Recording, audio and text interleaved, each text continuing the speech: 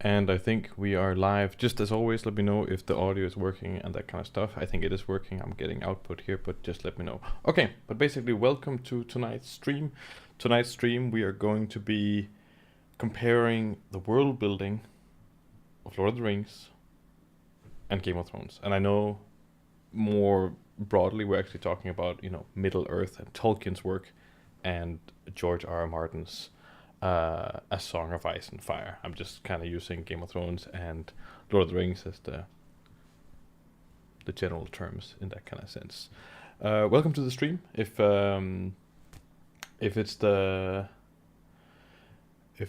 first stream you have, then basically what's going to be happening is that we're going to be going for like 2 to 3 hours. We'll see, depending on the kind of content. We're going to be just talking. It'd be great to engage with the community as much as possible. So if people are active in the chat, that'll be great. If you guys have stuff to say along the way and stuff like that, then that's pretty much how it's going to be going. I'm not going to start the topic right this moment. I'm going to just give like 5 minutes of buffer time for anyone to join.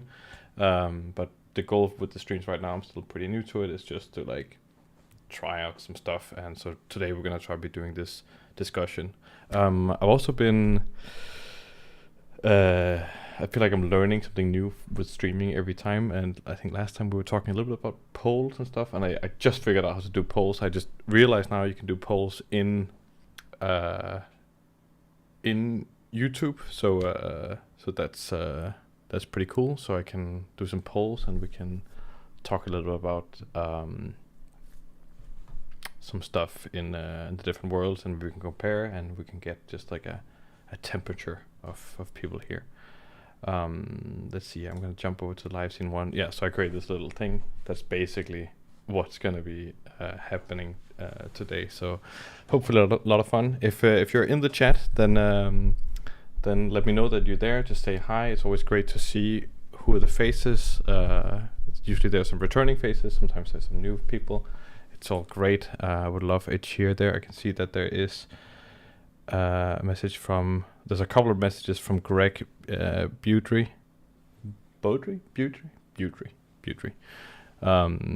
And hopefully you're also watching now, but I can see you put some messages there before, and that seems to be relating directly to the discussion. So I'll get into that once we jump in. I see we got Open there saying, hi man from Tajikistan, Central Asia. Awesome. I know what Tajikistan is, but great, your suffix Tajikistan isn't... If you guys are into concept art, I think that Jama Julabayev is from Tajikistan. Do you also have... I know something about Kyrgyzstan. Is it in Kyrgyzstan they have these like horse sports where you have two teams with like a bunch of horses, and then the ball is a sheep carcass or something? Do you also have that in Tajikistan? Or was it in Tajikistan yet? I don't actually know. Yes, Jama is exactly. Hey, from Unicorn Tamer. Yeah, exactly. Great to see you. Don't worry, we'll get to why you're here in the end. But I know why you're here. But it's also good. Shadon, hello there. Nice to see you. I was planning to watch anime and chill, but change of plans, I guess. Oh, right. Okay, yeah. I mean, it's every time at 8. But you can always watch this on the... You can also just put anime on the side, whatever. But what were you going to watch, Unicorn Tamer? That would be great to know what you were going to watch. It's always fun to know. Dun, dun, dun, dun. Go over there. Hello there. Yeah, exactly. Cool. Nice. So yeah. So that's basically... the goal for today is this... Lord of the Rings versus Game of Thrones, and exactly how to structure this, I don't know. I don't actually know. But it is actually a topic I'm super passionate about, especially for those of you who are interested in world building, which I'm guessing probably some of you are here who are interested in that topic. And then they are kind of now, Lord of the Rings and Game of Thrones are kind of the two big titans of fantasy right now, because they've both been... they're both a book series. They're both kind of similar-ish fantasy, and they're similar to fantasy in that they're like medieval, somewhat European fantasy or something like that, right? Both of them are obviously stretched throughout, but that's kind of the core identity, yada yada yada. And they've both been on TV, like they've both been filmatized, right? And they have dramatic renditions of it. However, the really big interesting thing is that one of them is a lot older, and one of them is a lot newer, and one of them is very much inspired by another one. And I think it's obvious that obviously the works of George R. R. Martin in A Song of Ice and Fire is very inspired by the stuff in the stuff from Tolkien's work, right? So all of Tolkien's work is immensely influential for all modern fantasy and for all fantasy period. Basically, he basically, defined the genre to many extents. This stream will be fun. I'm planning on a Lord of versus Game of Thrones versus Elden Ring inspired world with factions and stuff for my portfolio. That sounds awesome. I was gonna watch JJK, but nah, I prefer your streams. Okay, that's great. Wait, JJK, is that Jojo? No, Jojo Rabbit? No. What the hell is JJK? Jumanji Killer? I don't know what that is. I was gonna watch JJK, but open Hobbits. Yep, sure, Hobbits. Tolkien was one of the first fantasy authors who wrote fantasy. That was just for children, if I remember correctly. I guess so, but I think there's been. You barely know anything about either of them. Okay, cool. But I will. This it's also important to kind of suffix everything with this with the fact that this is all just my opinion, right? So I'm going to be doing a comparison of their world building, but in that we're hopefully also going to be able to talk a little bit about how they are as world builders, like them as people, and how that influences their work. Because I almost think that's even more interesting. And I know a lot more about George R. R. Martin as a person than Tolkien, simply because there are more modern interviews with George, where he talks about his work and his methodology for creating the stuff, and I'm also not an expert on either of them. I just want to give like a big introduction to the two. So, really, basically, from the very get-go here, if you haven't watched either Lord of the Rings or Game of Thrones, like I'm talking about Lord of the Rings the films or Game of Thrones the series, then I think it's some of the best stuff you can watch for very different reasons, which is really, really interesting. Lord of the Rings, the trilogy, directed by Peter Jackson, so Fellowship of the Ring, Two Towers, Return of the King, following the book somewhat of Tolkien's work of the same name.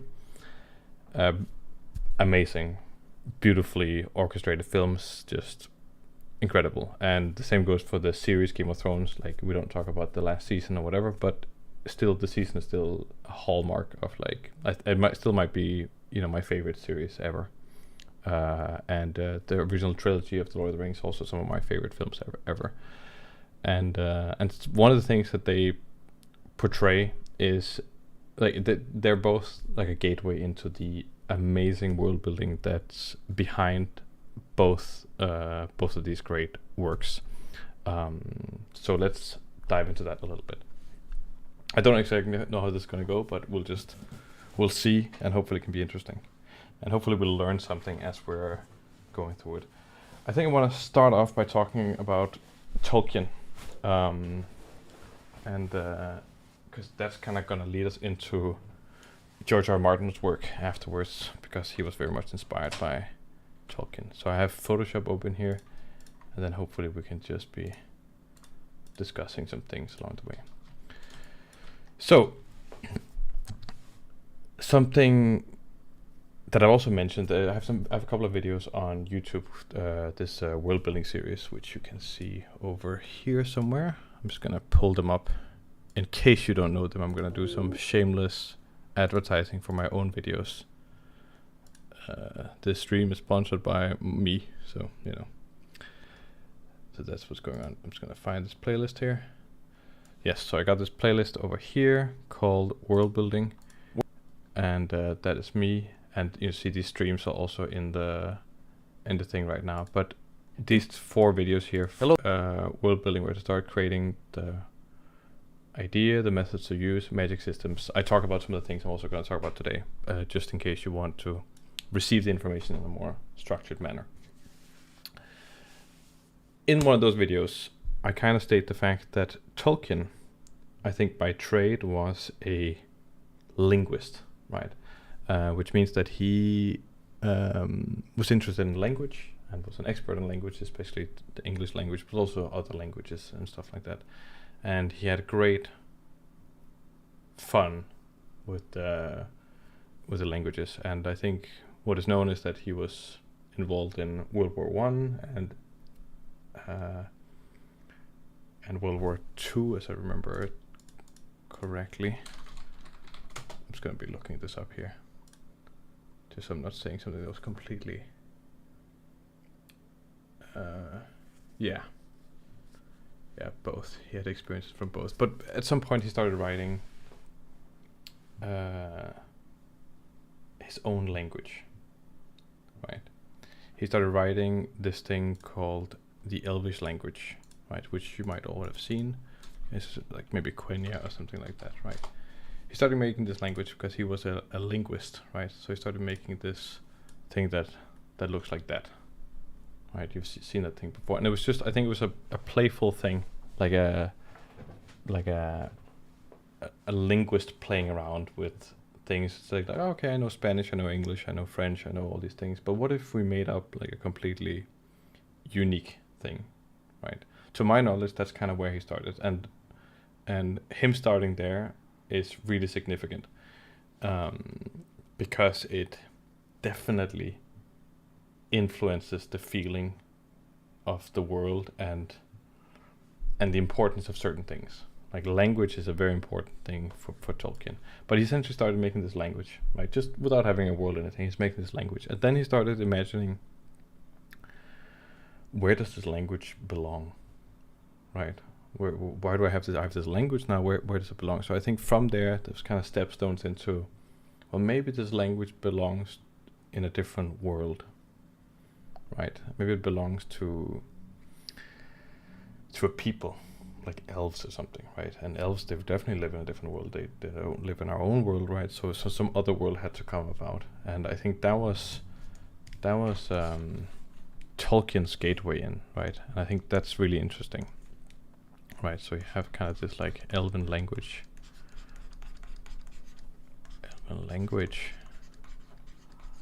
and I'll make sure to also look at the comments and stuff. I know there'll probably be a lot during the stream. And also, if I'm saying something completely ridiculous and stupid, then it'll just be that's how it is, right? Elven language, right? So he's doing this thing, right? Also called Quenya. That's one of the specific ones. There's a couple of different ones, but just for common knowledge, right? And that led into like, okay, where does this fit, right? Question mark. And then that led to Middle Earth, right? So for anyone who's interested in world building, I think there is kind of this notion that I see this question sometimes, especially on something like Reddit, and the question is like, where do I start with my world building? Where should I start? And I think the real good answer is that there's no right place to start. And we talked a little bit about this in the past stream. I have this method called the SAW method. You can essentially start anywhere. The point is just that you bounce between the different aspects of the SAW method. You can check that out in the world building videos.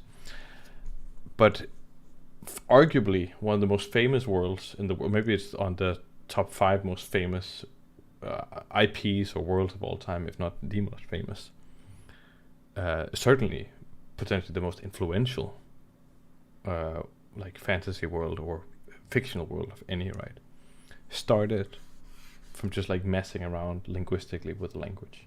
And that idea and notion, I think, is so interesting because like I think it goes against how so many approach making these things, right? Because we live in a modern society, we kind of think, okay, a world that's something to do with a film, that's something to do with a book, that's something to do with a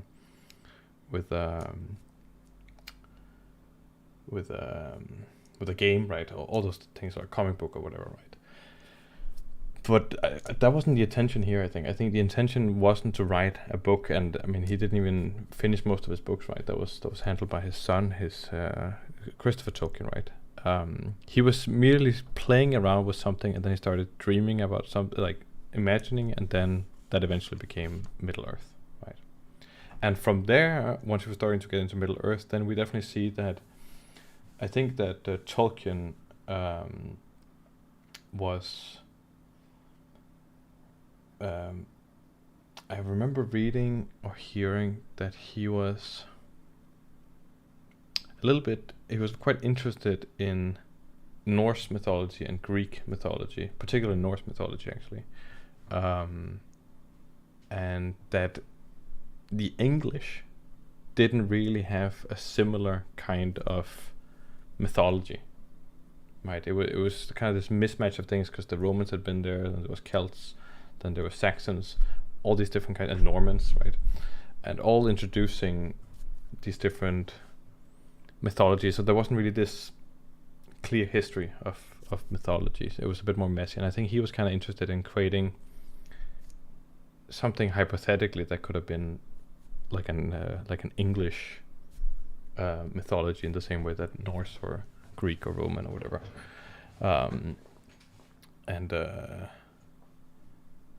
And that meant that mythology became a big part in like how the world was shaped, and the general feeling of the world feels very mythological, and then more kind of like folklore and legend and myth was definitely like at the cornerstone of Middle Earth. And we see that now in that I think the pantheon of in Lord of the Rings, basically, if you don't know it, then at the very top of the pantheon in the Middle Earth mythos is this character called Ero Ilúvatar.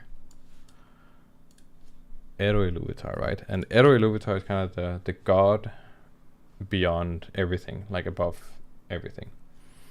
And Ero has all the a bunch of essentially angels, right? They're called the Ainur and the Maiar and things like this, and they're kind of the angels and the children of Eru, and they are the ones who end up shaping the world, Middle Earth, and that eventually leads to elves, etc., etc., etc.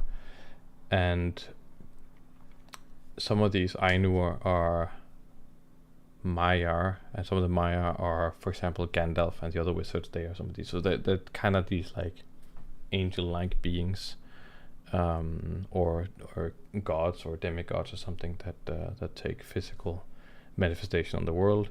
But also the bad guys, the villains of the film, of the world, are like Sauron and previously before that Melkor, and they are also Ainur and Maiar. And I think that's it. All gives that vibe, right? Like it's everything we know about and all the stories and stuff. They're so connected to the mythology of the world, which is very different from what we see in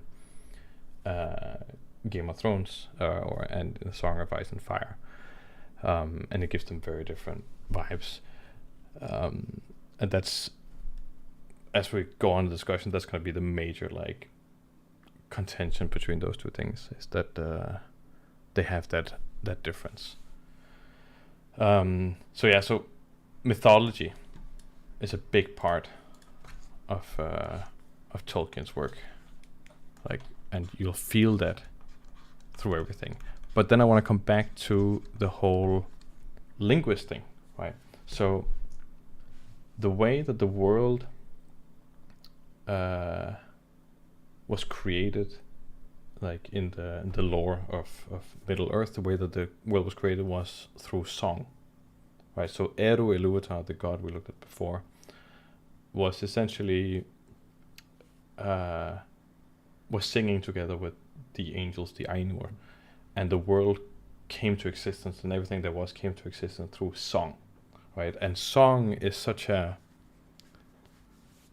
like such a thing a linguist would do, right? Like somebody who's interested in speech, language, and writing, and the twist of words and how things combine, and that's grounded in the way the world is created, right?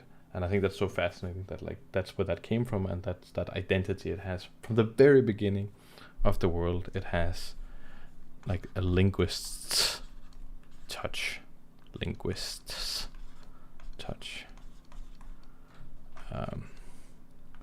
world created by song. And with this comparison here, I'm just putting down what I think is fascinating and interesting about the world, and like these are my observations and stuff that I try to learn from world created by song. I'm very much looking into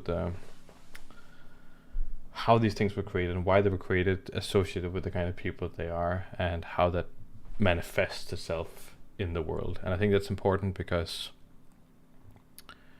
when creating worlds like these, I think it's important that you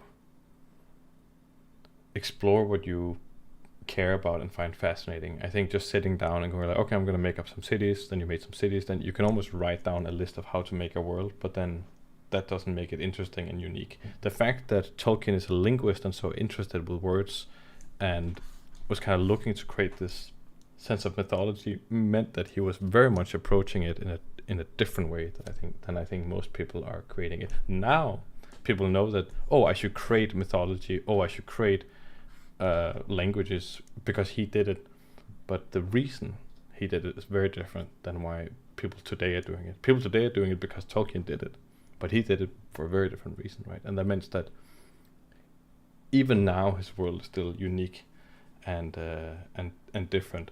And I think creating a world in this way, right, where your intention is a little bit different, or you're looking into something that's different, you never know what you're gonna get, right? If you approach it a little bit differently. I struggle with this myself, like being as original as Tolkien, but you just have to look into.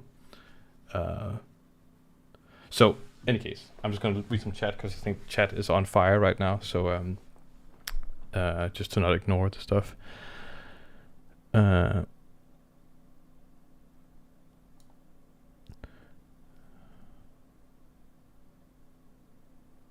How can a person in Central Asia get into big studios knowing Blender, Substance Painter?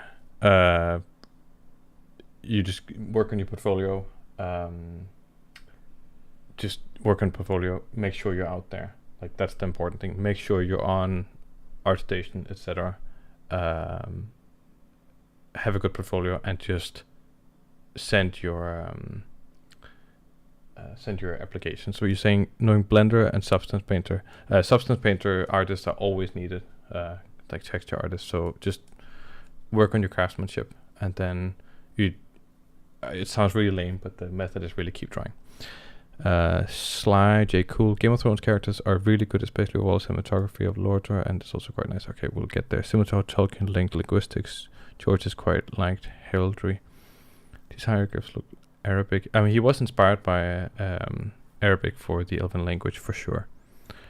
I missed 2 streams because of starting design college, which I'm hyped for, but glad that I have some downtime to sketch and catch this one live. Awesome, Astone. Glad you're here. Greg Beauty, damn, I'm at work, but hope you guys have a great stream.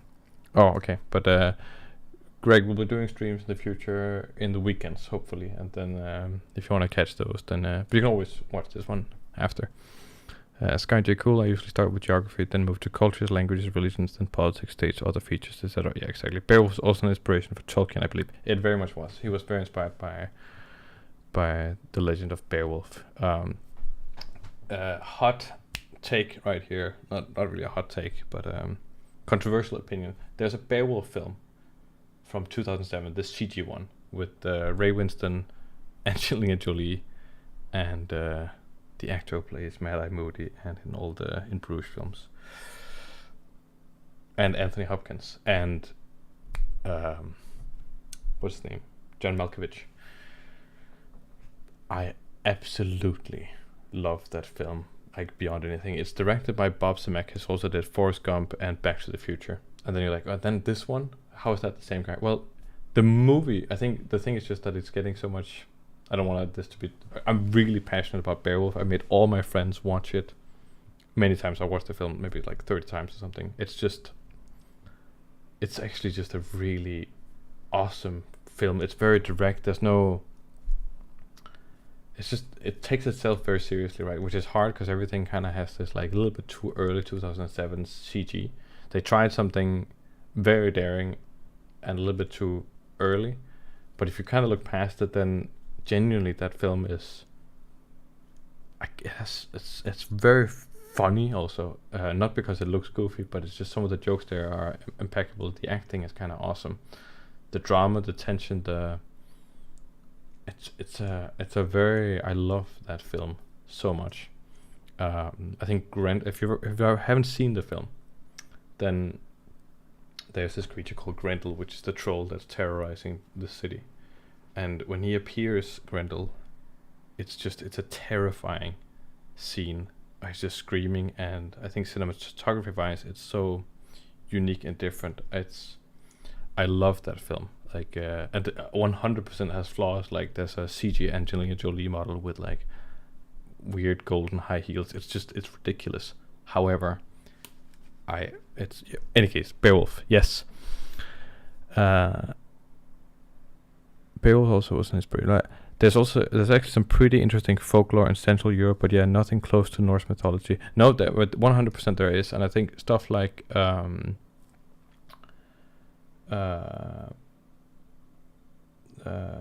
things like for example, Witcher has definitely like given that flavor of like more Eastern European folklore. I think there are things out there that try to bring that into the mainstream, and I want to see more of that. For sure, seeing like other aspects than something like Norse mythology. But I think a big part of it, and I think that's what Tolkien recognized, is that, so the thing in Norse mythology was that there wasn't really that much influence when the Norse mythology was being developed in primarily Scandinavia, right, and northern Germany. That mythology was being developed kind of consistently with the same people, and wasn't being influenced too much by other stuff. Mostly because people didn't want to go there. The Romans didn't want to go. Nobody wanted to go there. And so it became a very strong identity on its own, and then came the big clash of like Norse mythology versus Christianity and God, especially with Viking invasions and these things. It was a clash of religion and cultures and these things, and I think that's cemented it more than many other mythologies, even though they exist. It's just because it was so clear cut. I think the stuff we get in Eastern Europe and Central Europe, it's been a lot more like varied, because Christianity was there, then small pockets were not, and then so they didn't have the chance to be as solidified as something like Norse mythology. But there's lots of very interesting stuff there that I hope we see more of in the future. The Valar and the Malar. Yeah, exactly. The Valar and the Malar. SkyJ, cool. Sup, everyone. Hello, hey. 6 Silmarillion genius just in time. I'm personally very tired of GOT and word building. We've been so much of it in the past 20 years. I think it's beyond exhausted. Paulo H. Yeah, but I still think there's some important lessons, not because we should all, and I think actually that's my point, is to not just do what Tolkien is doing in terms of like, okay, he has orcs, he has elves. You shouldn't just do that. It's like you should really look at how he came to those things. And the same thing with George, which is why I think it became a success, because there was stuff before Game of Thrones and Song of Ice and Fire, like lots of fantasy that was very, for me, like, and maybe I'm going to take some flack for this, but some of the things that I dislike the most, like fantasy world building wise, is like something like D&D, because it's just everything at once. It's like, we are everything, and by being everything, you're kind of nothing. All right. Crap. Sauron isn't a Maya, I'm pretty sure. I think he's just one of the fallen Sauron is the same rank as like the Istari, so the Melkor is a Valar, and I'm pretty sure that Sauron is a Maiar. Pretty sure he's a he's a Maiar. Yeah, he is.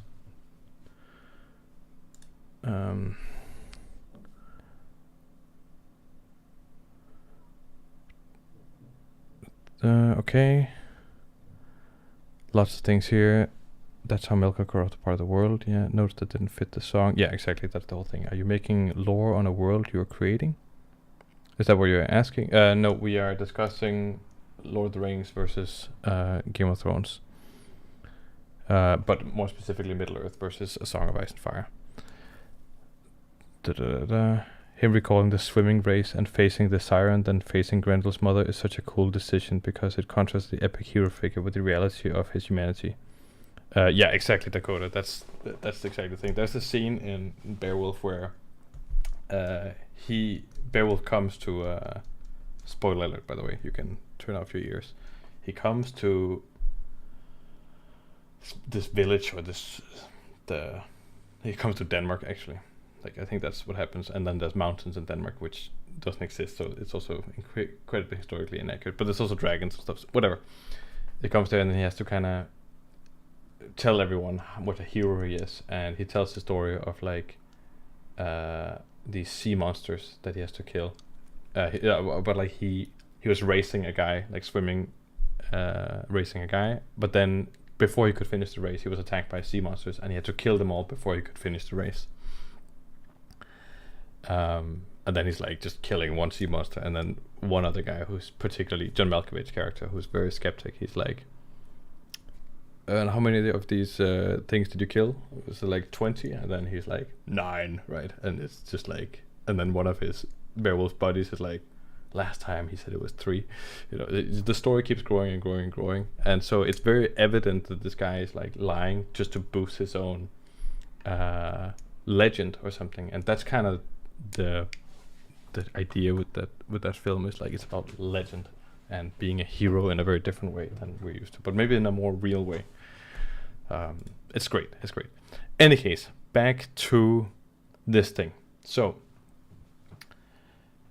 Tolkien, mythology, linguistics, world created by a song, right? And then yes, there are elves and dwarves, which is directly inspired by Norse mythology and these things. That just comes there. He's taking those things and integrating in a different way. But this stuff fills something, right? And you also feel that in the films and definitely in the written work, the language, song, and that kind of stuff that plays a big role. The Elven language, the fact that black speech shouldn't be spoken, and those kinds of things. And we see that in Elrond's Hall, right, where he frowns at Gandalf for speaking in a certain kind of tongue when he is trying to distract everyone from the ring and these things. And it gives Tolkien's work as a whole a very different vibe than something like Dungeons and Dragons and Game of Thrones. You constantly feel like you are reading a poem, music is playing, it's very ethereal and mystical. Like, it feels more like somebody is reading a book. And I understand that the films are definitely like making it more dramatic and big and spectacular, but I would say that that's the underlying structure for everything. Is this quite, what do you call it, like lingual thing underneath. And I think that's interesting. And then there's something like The Hobbit, which is more like a children's story, etc., etc., etc., etc. Cool. So that's the groundwork for Tolkien. Now let's jump into somebody like George R. R. Martin, right? So George is different, right? He's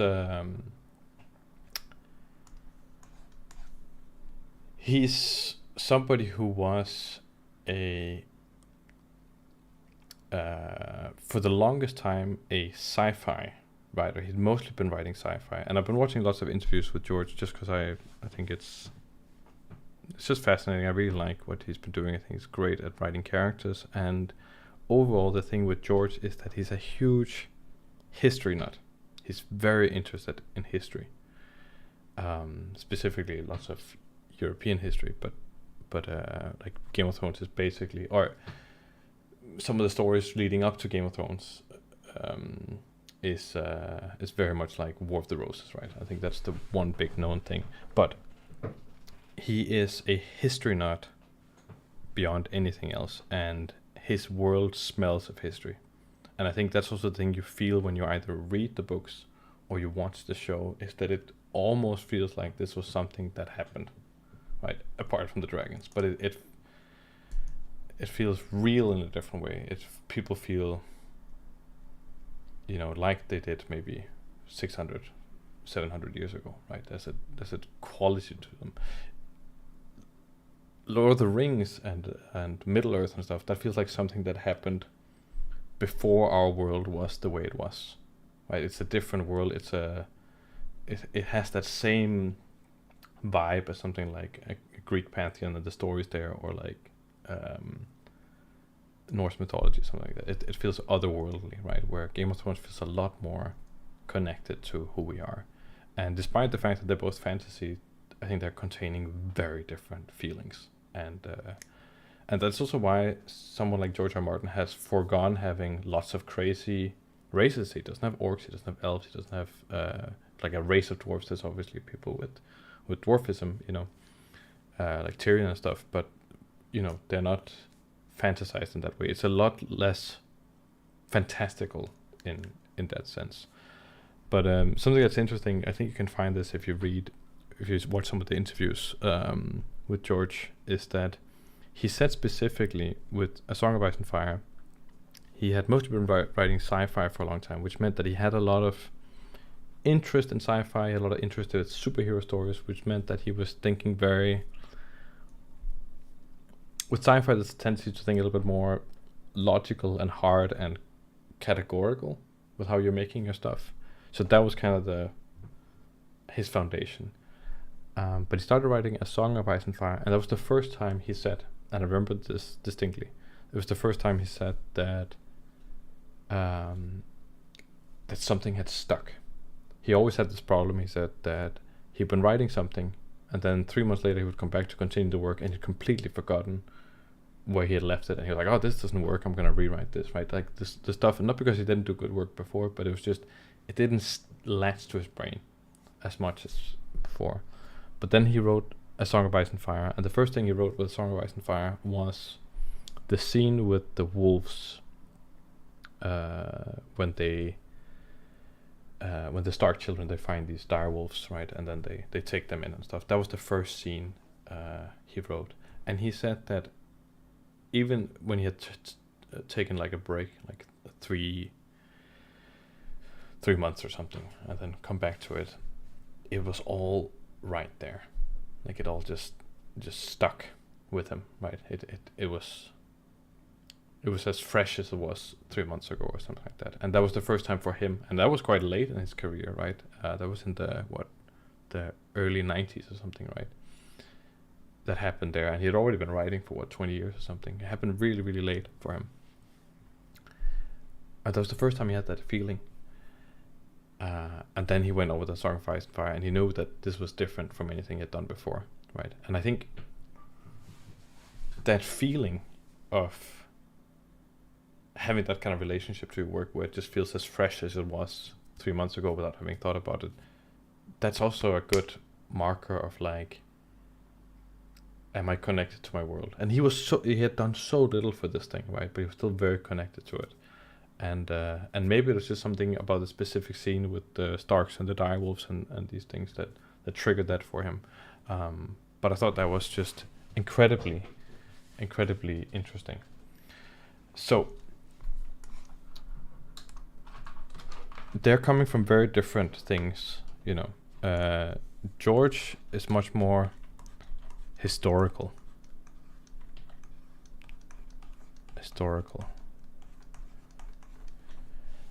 And he also approached it from a story point of view, right? Where Tolkien, he starts from a language, develops that into mythology, then world, and yada yada yada.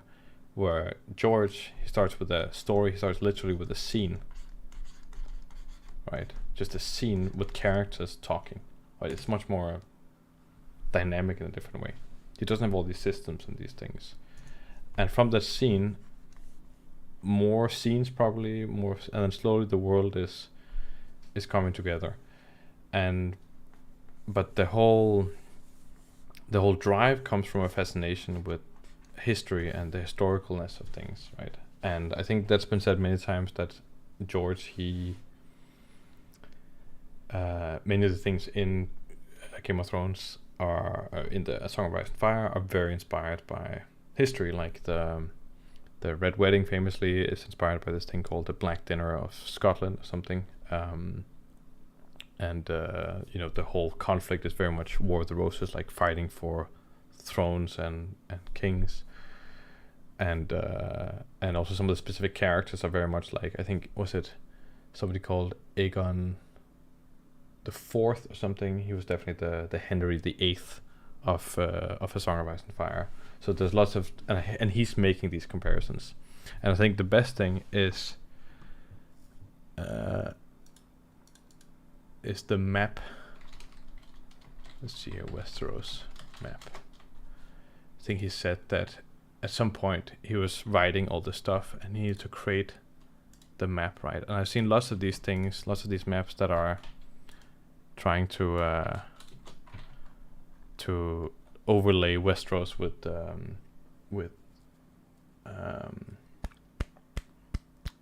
Europe, right? And be like, okay, this part is Spain, this part is Norway, this part is whatever, this part is England, this part is Switzerland, yada yada yada, all these things, right? But the best thing is just how he drew the map.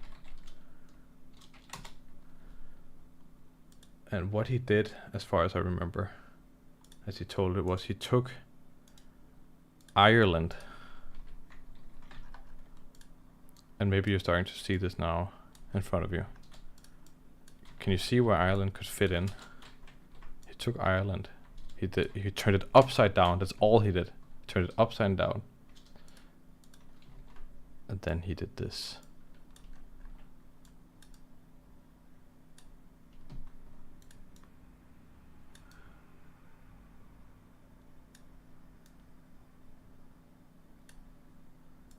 Basically, he did that. You see it? Like, it's right there. Like he said, that's what he did, and then he took some other bits from the British Isles and stuff, and then merged it, and he kind of drew some things on there, and that was just kind of like he could have drawn it by hand, but I think it just shows how tied he is to reality in a different way. And it's not because this was supposed to be Ireland, but that's just his way of approaching making stuff, right? He sees something in the real world, like very much the real world, and then he reforms that in A Song of Ice and Fire. And that's why it can feel so relatable, maybe a lot easier than for something like Lord of the Rings, but it also doesn't feel as mystical, right? And some aspects of A Song of Ice and Fire are definitely very mystical, right? But even his techniques for drawing the maps is tied to reality in such a way. That's just the way that he thinks. And the lesson, at least, is that their worlds feel different because they're very different people. And if you're building worlds or something like that, then figuring out who you are and how you think about stuff, maybe that's the key to making it unique and interesting, versus trying to just do what other people are doing. Then look at their approach, right? And you can do a fantasy world, right? But look at their approach and see how their approaches are quite different, right? And I know people lots of times they talk about bottom up and top down, right? So bottom up is like so you have a story because there's people down here. These are people, right? And then you have kind of the the Almighty, a god up here, looking down, right?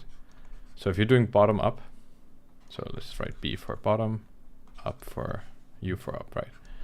If you're doing bottom up, you're doing kind of story first, kind of like with the scenes and story like George R. Martin, and then you're slowly building towards a full world perspective. Where somebody like Tolkien, he's doing bottom down, which means that he's starting with kind of the layers of the world, how the mythology, how the pantheons work, what the countries look like, and then the stories come afterwards. However, that is a good thing to think about if you're doing bottom up or top down. That's fine.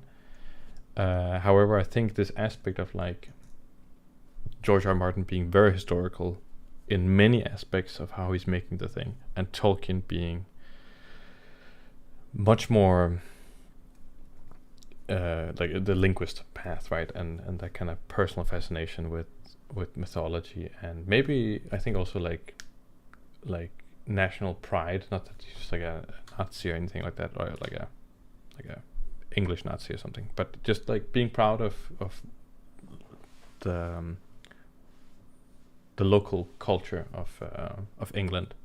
And I think what happens at the end, like he very much saw industrialization, Tolkien, as a bad thing because it was destroying the quaint, the local culture and things. And I think that's why Sauron is such a master of industry and efficiency and production and blacksmiths and fireworks and all these things, right? That's kind of the embodiment of everything that Tolkien disliked. And then the Shire is kind of his ideal, right? It's and I think that Lord of the Rings and Middle Earth became a portal to communicate those kinds of thoughts and interests. And I think likewise, Song of Ice and Fire for George R. Martin is a way to explore and communicate some of those fascinating things that happens in history where people are unbelievably mean to each other, but still great people rise up to defend the weak and the innocent. And there's these terrible complications with inheritance and lineage and how religion plays, and these this complexity that arises from all these systems, and killing somebody there, killing somebody's brother there is going to mean a war starts over here. Like it's very messy, like the history being very, very messy. And I think that fascinates George R. Martin. And that's why Game of Thrones is the way it is. Also another aspect was, I remember him describing the ice wall, right? I think he was asked many times, like, where did the idea of the ice wall come from, right? And then you could say, well, he just came up with the ice wall. It's like, no, it's like he was thinking about Hadrian's Wall. So if you don't know Hadrian's Wall is a wall that used to be here. Hadrian's Wall. And Hadrian's Wall was built by the Romans when they had seized the most of England, right? And they built this wall to separate out the Scots and Celts, I guess, from the rest, right? And he imagined that what would it be like for a Roman, soldier sent all the way from some southern tip of Italy all the way up to the north up here in Hadrian's Wall, having all you know was like, southern Italy, and suddenly you're up here standing guard looking out into the cold wasteland, like for you the relatively cold wasteland probably, and then looking out there and not knowing what was there, like what would that thought be like, and that inspired the ice wall. And I think when it's described like that, like you're sent from very far away to some place looking out over something and you have no idea what's on the other side, then it's almost like describing the wall in A Song of Ice and Fire, right? Like it's almost the same thing. And I think that shows how literal the thing. And I think then what George does is like he takes this idea, the concept of being sent from very far away, going up to a wall, imagining all kinds of creatures and stuff. He just takes that idea, that feeling, and just turns it to 11. Right? It was like, okay, if the wall is actually huge, the creatures that they're imagining are actually real. You're being sent very unfairly, maybe you're being sent, from it's like you're being sent to the wall if you do bad things in A Song of Ice and Fire, and then it's like, okay, there you go. And similarly, we could probably imagine if you are a Roman soldier in the Roman Empire or something, then they're like, you're going to Hadrian's Wall. It's probably not because you've done the best, you don't have a lot of sway or power or something like that. Maybe you even, maybe you're a nuisance or something like that. So obviously they're sending you to Hadrian's Wall because nobody wants to go there because it's cold and miserable. And if you're from the south of Italy or something, you're used to, probably warmer climate, grapes, and those kinds of things, right? So I think there's a very strong parallel, and I find that really, really, really interesting. And I think it speaks about something really important, which is just originality. Originality. Oh, that was poorly timed. Originality. I'm gonna take a look at the chat again and just let that rest there for a little bit. At the chat again. Let's see here.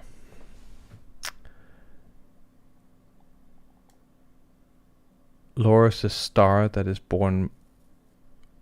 Was a star that is born, make a world from very good space dust. Well, okay, I don't know what that sentence is, but sure.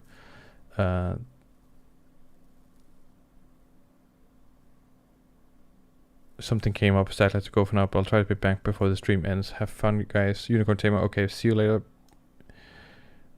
LOTR is the Adventure Brothers. It's about the lives and events of people dealing in the ruins of a better age. Tolkien handles the different races as just different flavors of human.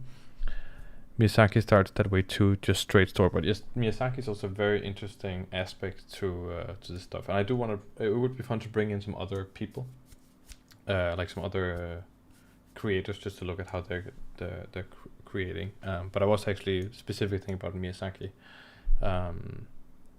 Because he, I think Miyazaki started doing. Did he do like a comic for Nausicaa first? Is that what he did? I think maybe that's what he did. Yeah, it's just really grounded. Yeah, that's exactly what I've been mediating on the past year. I don't know what you're referencing there, Dakota, but maybe you can specify. Finally catching you live. Goddag, stuen. Klar fan af din worldbuilding og tegneevner. I appreciate it, Reimer. That was, for those who don't know, it says hello in the living room. That's just an expression in Danish. Fan of my worldbuilding and my drawing abilities. I appreciate that, just so everyone got that. But as an artist, what if you start visually? Yeah, so the visual thing, let's get back to that, actually with a reference to Tolkien later, which will surprise you, which surprised me as I was exploring Tolkien specifically. Dakota, love that perspective. So alien and disconnected. Similar vibe when the Puritans came to North America. Yes, 100%. That's so interesting with inspiration from the ice wall. Yeah, it totally is. I missed the context, but being locked behind a wall must have made some really wild myths about the lurks beyond. 100% Sheriff Nottingham. That's a funny name. Like, you could have done Notting within a while. Maybe I like it. Sheriff not Nottingham. That's pretty funny. Any case, great chat stuff there. Let's keep it going. Let's do a poll before we go into originality. This might be funny. I'm gonna do a poll, so hope you guys are ready for a poll. Start a poll. It's gonna be: do you find Lord of the Rings? No. Do you find Tolkien's work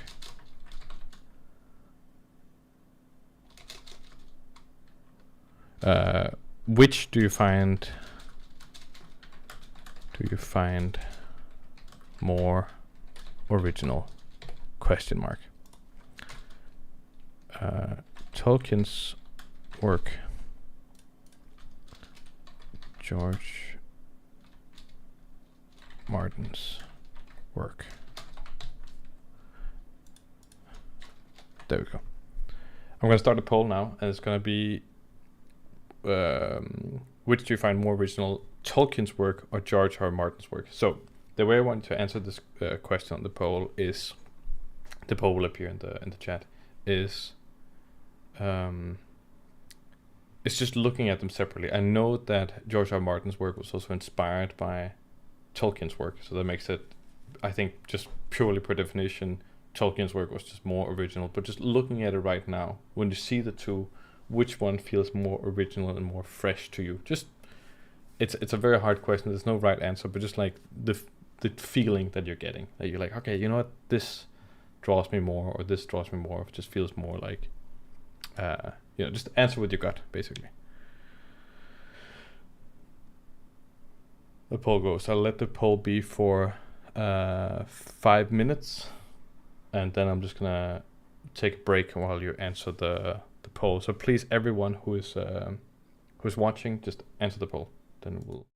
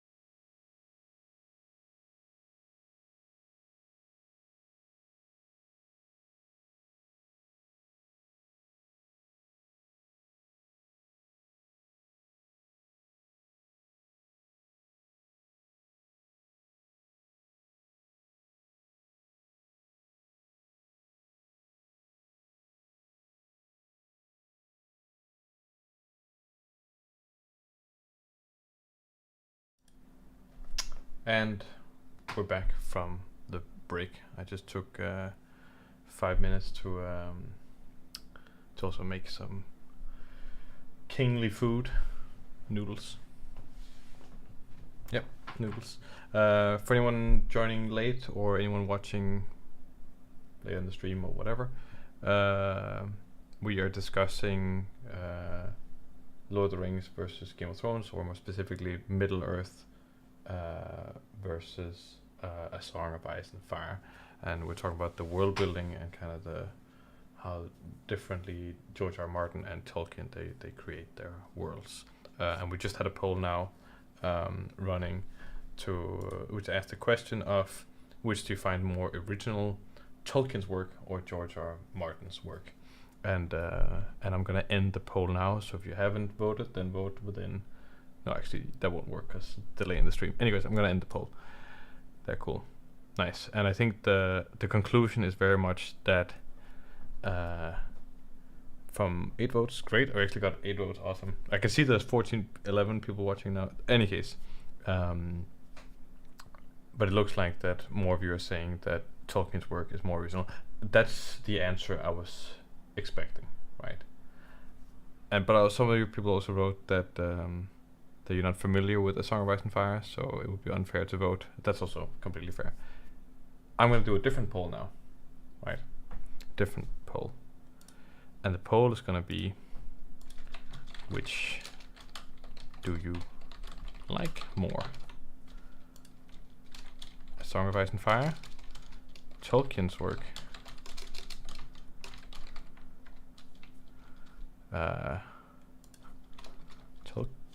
Tolkien's work, George Martin's work. And I'm going to add a third option.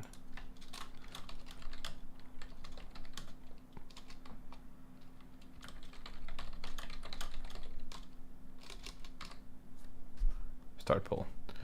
As many people who can answer as possible, that'd be great. Even if you haven't experienced Martin's work, then just vote. It'd be great if you could just vote on this one. Let me know which one you like the best. But on the note of like originality, I would say that generally the consensus is that probably something like Tolkien's work is just a bit more original, feels more fresh. It's definitely very unique, starting from the perspective that he started from, with you know, language and these kinds of things, etc., etc., etc. Let's see what the answer is here. This could also just be, maybe it's not a very fair polling, but still interesting to see what the distribution will be here. Cast your votes. Cast your votes. Cast your votes. 6 votes, 7 votes, 8 votes. Everyone who's here should cast a vote. So if you're sitting and sketching, you don't want to move your hand or something, move your hand and cast a vote. It's this will be the decisive decider on which one is better. These two, this tiny poll, 7 people. Come on, more votes, more votes, no more votes. Somebody can vote. I'll give you 1 minute to vote.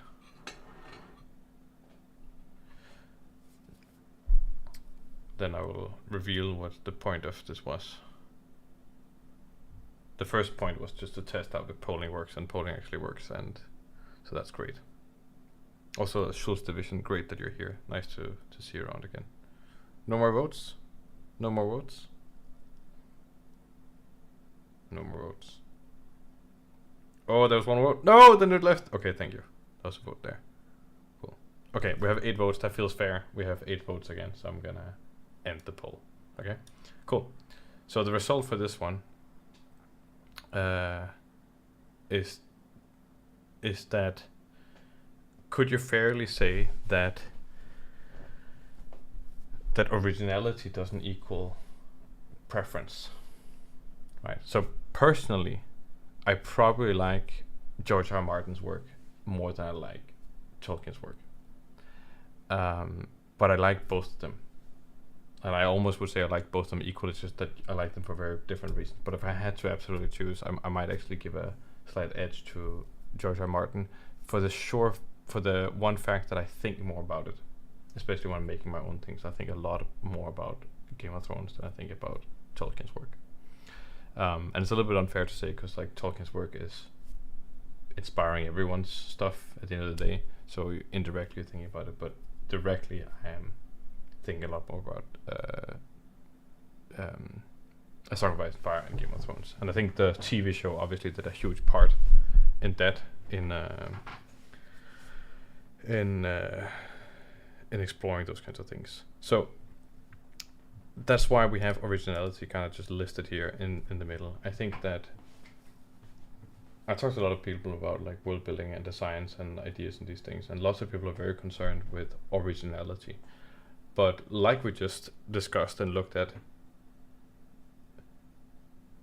originality is almost more of a flavor. You need some level of originality, but both Tolkien and George R. R. Martin, they're not just like sitting on some couch somewhere and then suddenly it's like, oh my god, I came up with the whole world, right?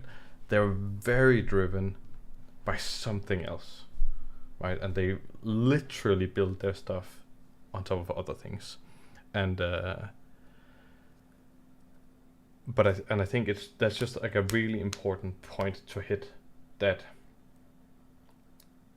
I think something like Martin's work, like obviously it has massive mainstream appeal now, and I think to many people it felt fresh, but also it's so close to reality and history directly, right?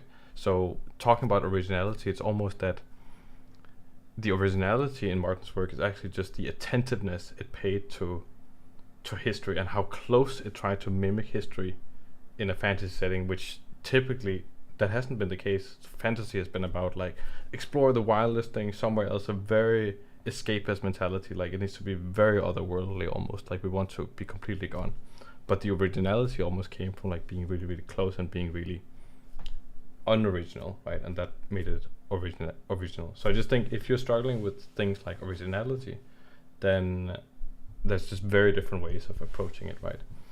And I think that's kind of my point. I'm hoping that point comes across, and I think about that a lot with my own work, is that I never ever think about originality as a goal. That's never ever been like a milestone to hit. I expect that to come naturally if I just focusing on making the things that I think are interesting, right? I like to think a lot more about themes. Like themes is really like the big thing for me. Themes, right? And I think that every writer, every storyteller, every world builder, every something has a general theme that they explore, multiple themes. You know, what is Tolkien exploring in Lord of the Rings and these things? And I think especially in Lord of the Rings is exploring the fact that industry is evil, right? And it's corrupting what is pure and natural in some sense. I think that's literally what he said is doing. It's also exploring other things, but I think that's the core thing, that there is evil, right? And it's corruptible, and we have to do something against it, right? Very different in Martin's work. Like there's also an evil, you know, the others, White Walkers and these things, they're definitely the pure evil, but they were also created under understandable circumstances, right? So it's a lot more gray, and instead what he's exploring is like the problem of being in power and on the throne. You become a target, and I think that's why the first book is called like Game of Thrones, right? And I think that's also why they call the series a Game of Thrones. Also just because it's a better name than A Song of Ice and Fire, or like a more mainstream name, right? But in any case, I think it's the problem of ruling, right? I think he said that many times. He's like, yeah, so in Lord of the Rings at the end, you know, it's Aragorn becomes king, and then it kind of ends there. And he's like, well, that's where Game of Thrones picks up, right? It's when there's the ruler and now has to rule. What does that look like, right? That's the theme that that he's exploring, and I think every scene and like most of the series is dedicated to exploring that thing and letting us understand that thing. And I think in your work, if you're making something or writing something, figure out what it is you care about and you like exploring, and then make your world about that. Make your world or make your story or world, make your thing let's say, a hyper reality to explore that theme. Right? Maybe it's a hard way to, it's kind of maybe a difficult way of explaining it, but I hope that makes sense. With like your world can become a boiling point for just exploring a certain theme that you care about. One of my favorite examples is Breaking Bad. I think the theme in, if you've all seen Breaking Bad, either case, spoiler alerts for Breaking Bad. I mean, not really spoiler alerts, but in any case, Breaking Bad is a show about breaking bad, right? It's about becoming involved and like it's like slipping down into crime and the bad part of yourself. And I think Breaking Bad lines it out even more than anything. And the entire show is about Breaking Bad, right? So obviously the main character, Walter, he becomes a manufacturer of drugs and these kind of things, right? But the other aspects we see of people, they're also their aspect with like their relationship to crime, right? So his wife starts doing like not crime things, but starts doing kind of somewhat things we consider bad things, right? And that's the aspect of her we see the most, and that's actually her arc also. It's also how she's stepping into that's the theme we're exploring with all the characters, is their relationship to Breaking Bad, right? The same thing with what's the policeman's so Skylar's sister, right? We also see her relationship to crime, and that's, we see everyone's relationship to crime in that thing. I don't think that Better Call Saul, which is very much the same thing, it's also about Saul Goodman or Jimmy's downfall into crime and his relationship to crime, and we also see Kim's downfall into to crime. We see everyone's, even their minute relationship to crime, and that's the theme that they're exploring. And I think it's just a really good way of thinking about how to structure your world or your storytelling. Something like, okay, what's the thing that I care about and explore? More so than originality, because I think if you have a theme that you're exploring and then you're making all this other stuff around it, that theme will make sure that it becomes fresh, original, and interesting, more so than just being original. So I hope that makes some kind of sense. I'm just going to look at the chat again here. Schultz finds it really hard to relate to Martin's work, but it isn't bad at all. That's totally all good. It's all derivative, Dakota says there. That was something I struggled with a lot when I started world building. I wanted my world to be unique and original, but I don't think about that too much anymore and just do what's fun and cool. Yeah, absolutely. There's a lot to appreciate about what is otherwise sublime.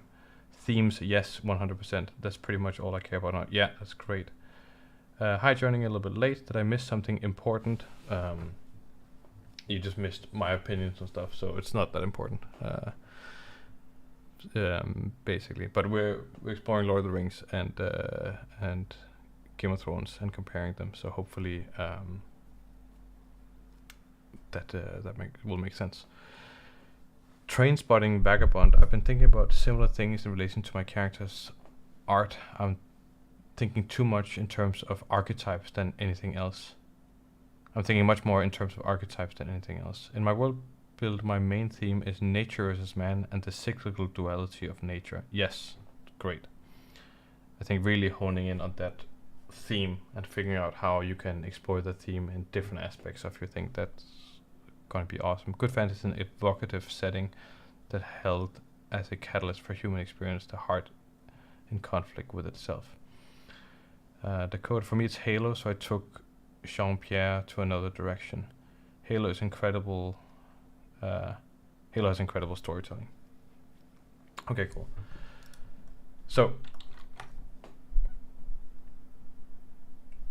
we got Lord of the Rings, we got George R. R. Martin. Like the thing we just discussed now, that for me is the most important and essential comparison between the two worlds, and also how originality doesn't necessarily dictate what is good and interesting. I think something like Uncharted, for example, like the game Uncharted, right? It's basically just Indiana Jones, but the game is just super well executed, and you could argue that like, oh, it's one of the first games to do such a cinematic thing, and that's really, but it's like, but on the surface, it's not super original, right? But it's still really good and loved, and I love it. I think it's great, right? Then The Last of Us, which it's just a zombie thing, right? It's just really good, and the story is the road, basically, right? With a few twists, right?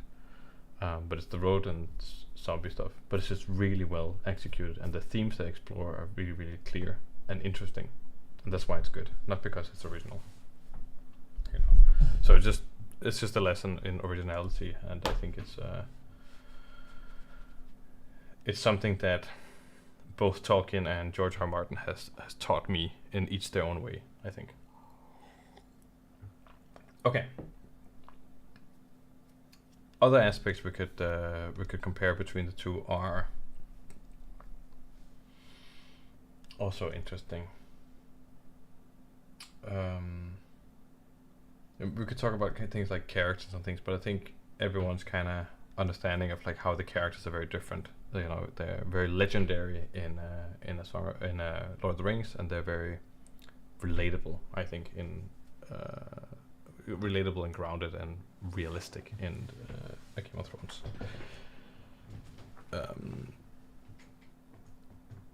But I think, what else here? I feel like that's the biggest thing that I really wanna, that we can compare. You know, like I do like that in Lord of the Rings, it's definitely it's exploring the mythological and the fantastical and the otherworldly, which is why we have lots of different races and gods and mighty creatures. Where in Game of Thrones we just kind of just have humans, right?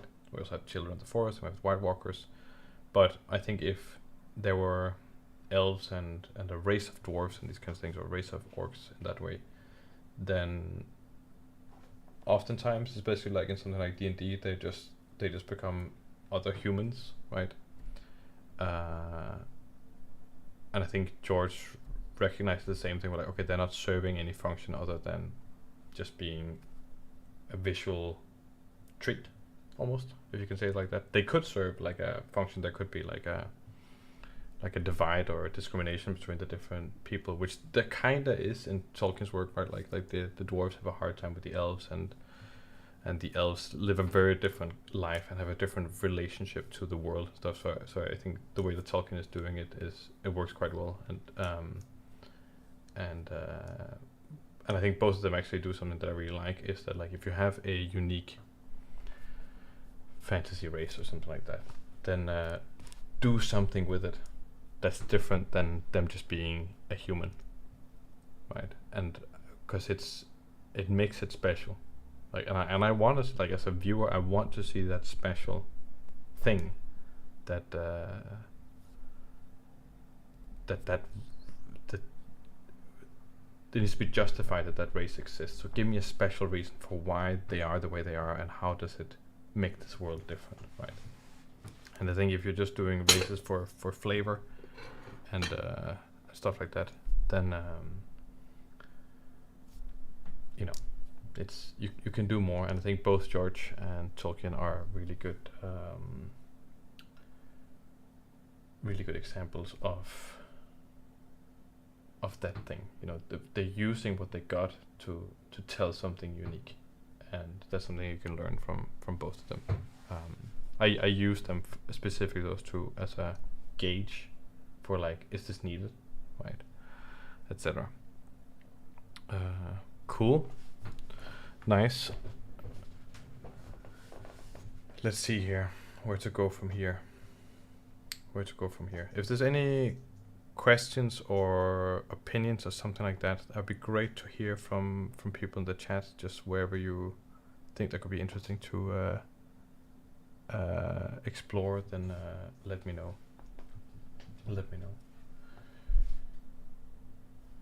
I'll say something else about Tolkien, which I found out as I was researching. Okay, this is actually kind of interesting. So I was researching the history of concept art, and I was actually planning on doing a video like a year ago called The History of Concept Art, but it just became a mega project of research, and I did all the research, but I didn't make the video, and I probably won't, but I could do a stream at some point called The History of Concept Art, but I'll give you a prelude to it now because it relates to Tolkien a little bit. So the history of concept art was very much like just a personal interest, right? It's like, okay, I've done concept art. I wonder how this started, and one of the big conclusions was that concept art kind of went hand in hand with technology, right? Technology and ideas. Right. So what is concept art? Well, concept art is visualizing an idea before it's made. Right. That's essentially concept art. So can a sketch that Leonardo da Vinci drawing in his sketchbook, does that count as concept art? It's like, yeah, you could also say it's an engineering drawing, but you know the definitions start whatever. I think where I want to take it is like concept art is drawing and sketching something fictional that stays fictional, right? It's never going to become a reality or something like that. And what's really interesting was that we also get illustrations, right? Like from old stories or mythology and these things, we kind of get illustrations drawn by illustrators who like maybe they read a Grimm story or Hans Christian Andersen story or something, and then they illustrate that, or mythology or something, and that's still not really concept art, right? Because it's based off a story. So you need to have somebody who's coming up with an idea and then sees drawing as a medium to express that idea, like an original fictional idea, not of their own work. And I actually think one of the first iterations of that is actually Tolkien. If you didn't know, then Tolkien actually drew. So if you say Tolkien artwork, he made these things like this, depicting the world of Middle-earth. And I didn't learn this until I started researching this stuff, and I just thought it was immensely fascinating, because a lot of the stuff we associate with the visualization of the world is either through some of the original stuff from John Howe and Alan Lee, or the films or something like that, right? I think lots of people think like that, right? But he did these illustrations himself depicting, so I think this is like the Mines of Moria, you know, this kind of stuff, and you can see how much already then this was just defined. I think it's just incredible, like doing these kinds of things. And, you know, and I don't know if these were like, maybe these happened after he had done the stories, and then maybe they're not really concept art, maybe they're more illustrations, but I bet you that he was probably sketching some of the stuff as he was, and it's kind of mixed. Some of it is not his, and some of it is kind of hard, but he has this distinct style that kind of looks like this, and it's just so different and way more colorful than they know what the movie represents, right? They're a lot more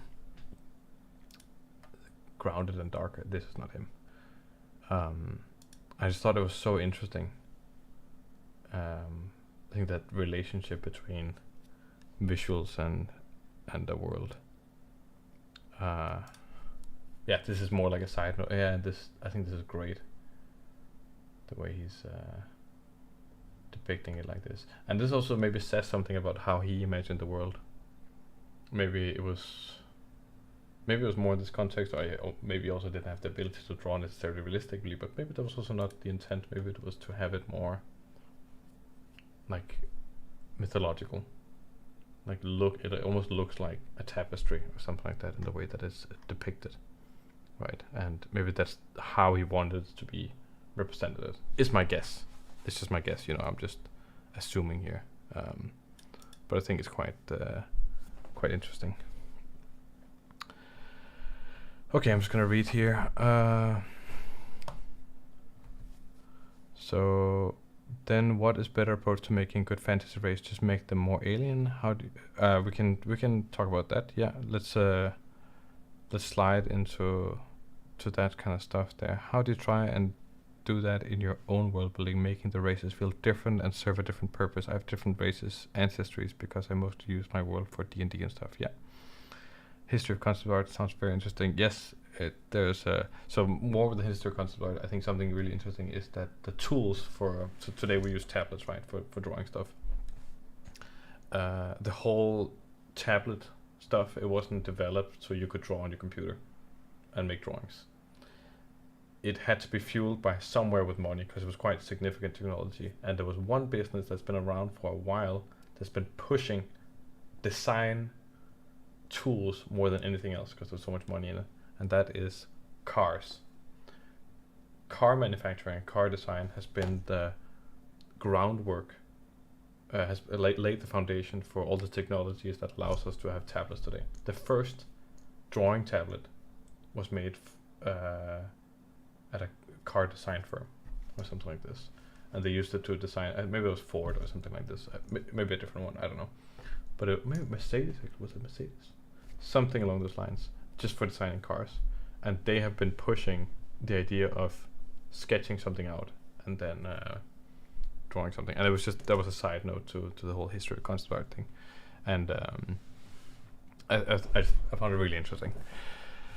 Reimer said it makes much more sense to make a different race to bring different mechanical facets and aesthetics. That's cool. This is interesting because I'm an artist that does the reverse, writing small vignettes and flavor text or tech to feel out the concept or idea in another way. Wasn't there something about Tolkien working together with our queen? She would use a pseudonym. Right, so I think what Schultz's division is referring to here is the fact that so we have a queen in Denmark called Queen Margaret II, and she was a big fan of Tolkien's work very early on, and she drew these drawings. Margaret II Tolkien or something. She made these drawings of Tolkien's world that look like this. Very strange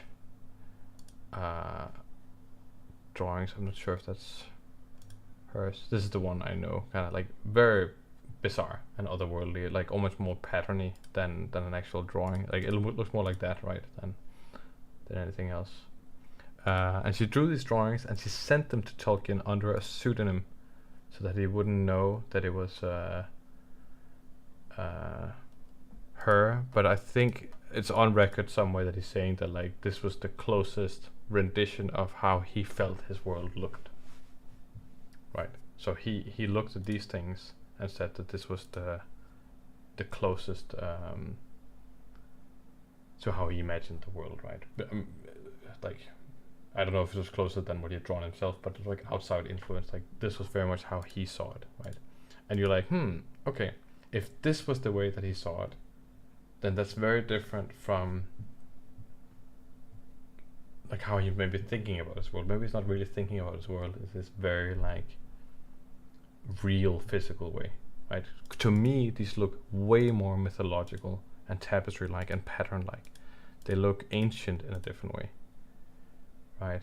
And maybe that's what he was going for. Maybe that's the flavor that he's thinking about. And it's a very interesting aspect to the whole story of like how he's designing his world and why it feels the way it does, right? Especially if he's also saying that this is the stuff that's closer to. I could be completely wrong here. I'm pretty sure that's what he said at that point. But either way, it's just affirming my point. So that's an interesting side note there from Schultz.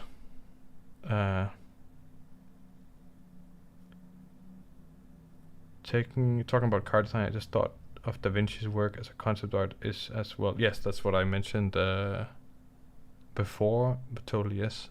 Barry Ryan, I love the idea of history of concept art, the amount of hardware available for musicians, but for visual artists there's only still stylus and touchscreen. Why? Well, there's VR. I think VR is the next big frontier, maybe. So that's pretty cool. Sounds about right from Shultz Division. You remember it a lot better than me. Well, it was in association with the history of concept art, and then I was gonna go on this rant with like Tolkien and how, you know, I'm looking for aspects to talk about with both Tolkien and Martin that I don't hear from other people. Because you can watch other videos where people comparing these things, but I'm gonna hopefully bring in an aspect that you haven't heard about before, or at least worded that way. This keeps being really, really blank. I feel like I need to put something here to make it a bit more interesting. Then I put a dragon there with a tongue, so it's a little bit interesting to look at. There we go. That's a dragon, and it's like that, and it has claws like that. Okay. There were some questions about like developing races and stuff in your own worlds. I have this noodle over here that I haven't touched now, so I'm gonna take a very disgusting 2-minute personal break. I'm gonna stay on the stream, but I just wanna put food in my mouth. I'm gonna mute my microphone as I do this. How do I do that best without? I'm gonna do it.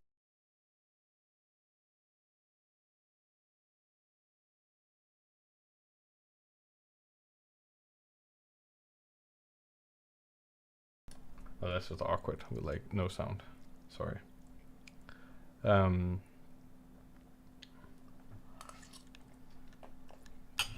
yeah, great. Races. I'm just gonna sit and think about that. So I wanna word it in a good way. So bear with me as I'm pondering. Actually, I've been drawing like this for a couple of days. You can sit and look at this whilst that. Or background music. Maybe we should put on some background music. How would I do that? Is there like royalty-free music I can play on YouTube maybe?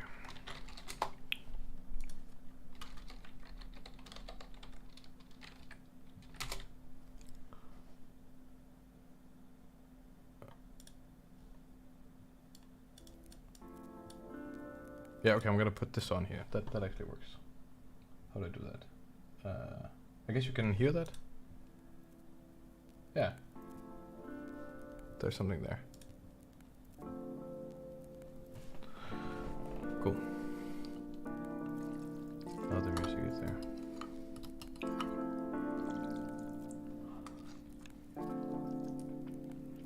This is me eating with this music and then looking at a face. It makes it seem kinda naughty. We need the Sheriff at Nottingham here.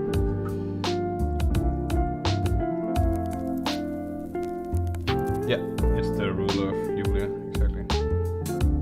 I was just talking to a friend the other day about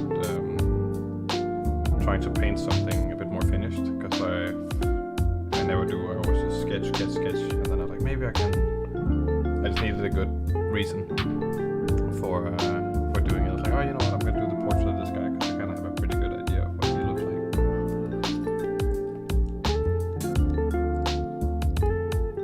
Music is loud. Oh shit! Sorry.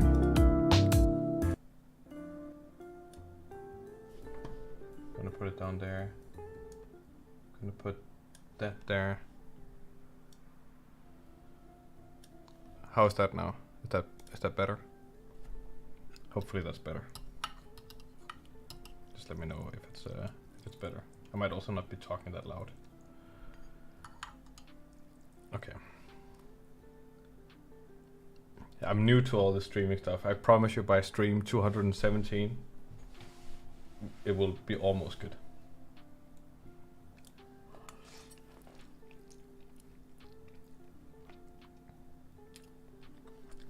stylus. So it's screenless tablet is what I have. Little low, so my voice is a little low, or the music is a little low.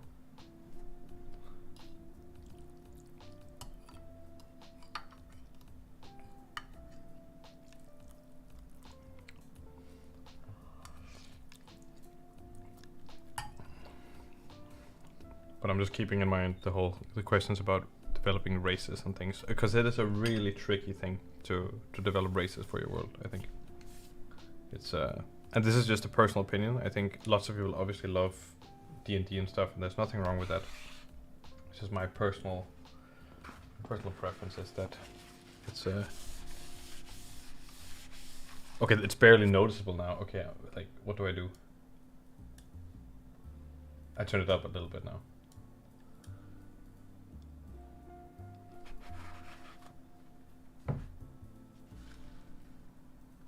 I think maybe it's good now, or is it completely just?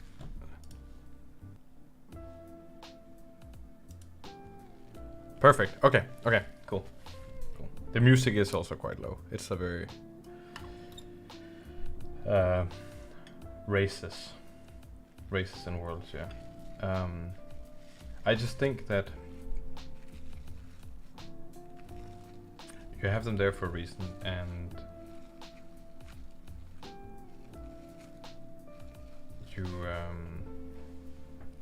it's an opportunity to do something really special and to let the viewer explore something.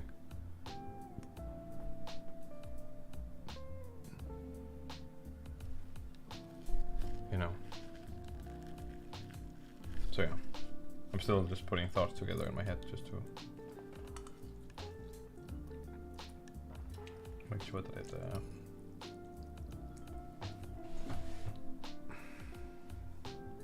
what are you guys all up to in chat? What are you guys doing? Are you just listening to this, or are you doing something on the side, or just waiting for me to shut up, or?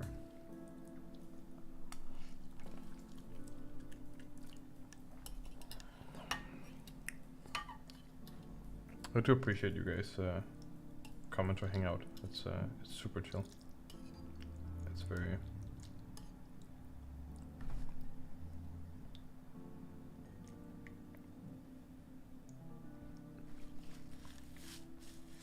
Afterwards, we're gonna look a little bit at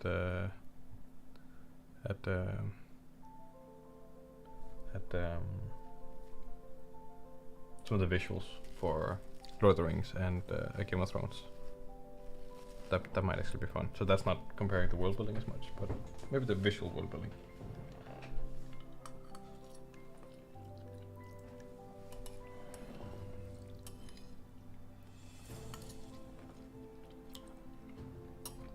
Okay. Got the food. There. So races. I don't want to go too much into like how to do it, but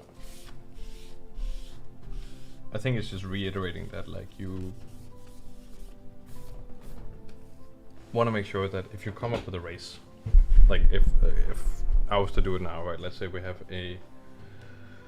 some kind of fantasy setting like a Song of Ice and Fire, right? Then we have humans, and then there's some extra races, right? There are the children of the forest, and they are this like very ancient race that are much more connected to nature in a different way, and that's what they represent, right? And they're kind of maybe more the personification of nature, and then they're trying to protect it in a different way. And then the first men and the Andals, they come later, and then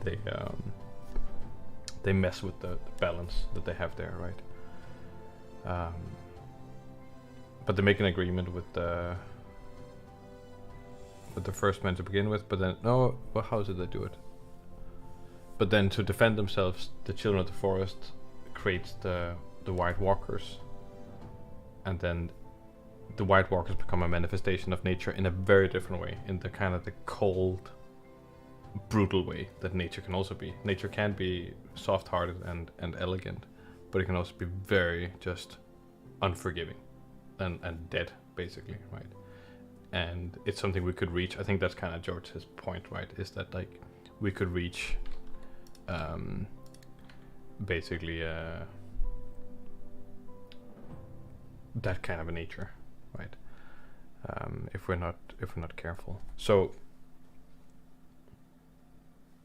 the children of the forest and the White Walkers are very much serving a very different role than the humans in the world, right? They are counterpoint to the humans, and they stand in opposition, but it makes them interesting. Then you have something like the giants, and we're not really getting to explore the giants that much in the show, but I always imagine that if you had something like giants, then maybe you could explore the fact that giants maybe live a lot longer than humans. Maybe their cultures is very different. What does that mean for their what does that mean for their society and how they value life and stuff like that, right? And I think that's what I'm thinking about, is this very like, if there's a mechanical reason for their difference, then maybe that alters some of the other things about the foundation of their life. So if we had to come up with an additional race, for example, for A Song of Ice and Fire, we could say that like, okay, somewhere in the ocean, maybe there's an intelligent species in the ocean, right? And maybe they are some kind of squid people. This is actually an idea I have from a different thing, but let's just say that it works, right? We have some kind of maybe humanoid-ish squid person. Maybe not humanoid, but just like some kind of intelligent squid person or something. Beings that are more like this, right? And if they existed in A Song of Ice and Fire, right, then what kind of role would they play, right? They maybe in A Song of Ice and Fire, they if we say that these squid people existed, then we could just say that like, okay, they have their own human society with their own Atlantis, their own wars, their own conflicts and things like that, but maybe their society is not structured like that. Maybe they live very short. There's kind of this interesting thing of when squids and octopuses and stuff like that, when they give birth, they give birth to like 100,000 eggs or something. The mother dies.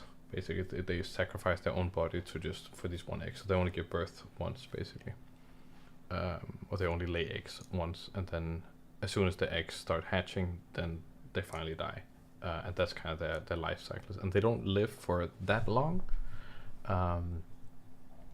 They basically have to learn everything they know in a very short time. And they're very intelligent, like for what kind of animal this is. It's quite astounding that squid and octopus, mostly octopus, are that intelligent. But so maybe there's something there with how their society is structured, and how does that affect humans, and what's their relationship to humans. Maybe they also are a personification of nature in a different way, or maybe they are representing another aspect, like, let's say that the octopus and squids, they can kind of morph themselves into quite a lot of different configurations.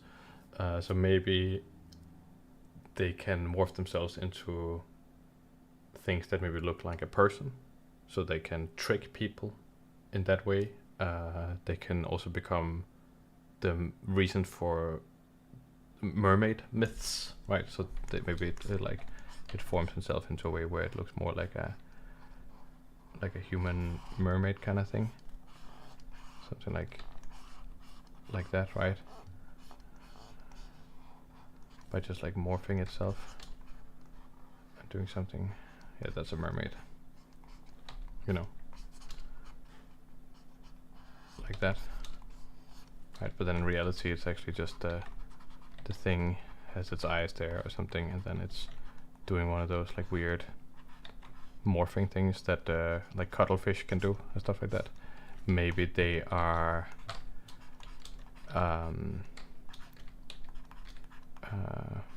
maybe they're protecting something much more core to the world, in the same way that the children of the forest are doing.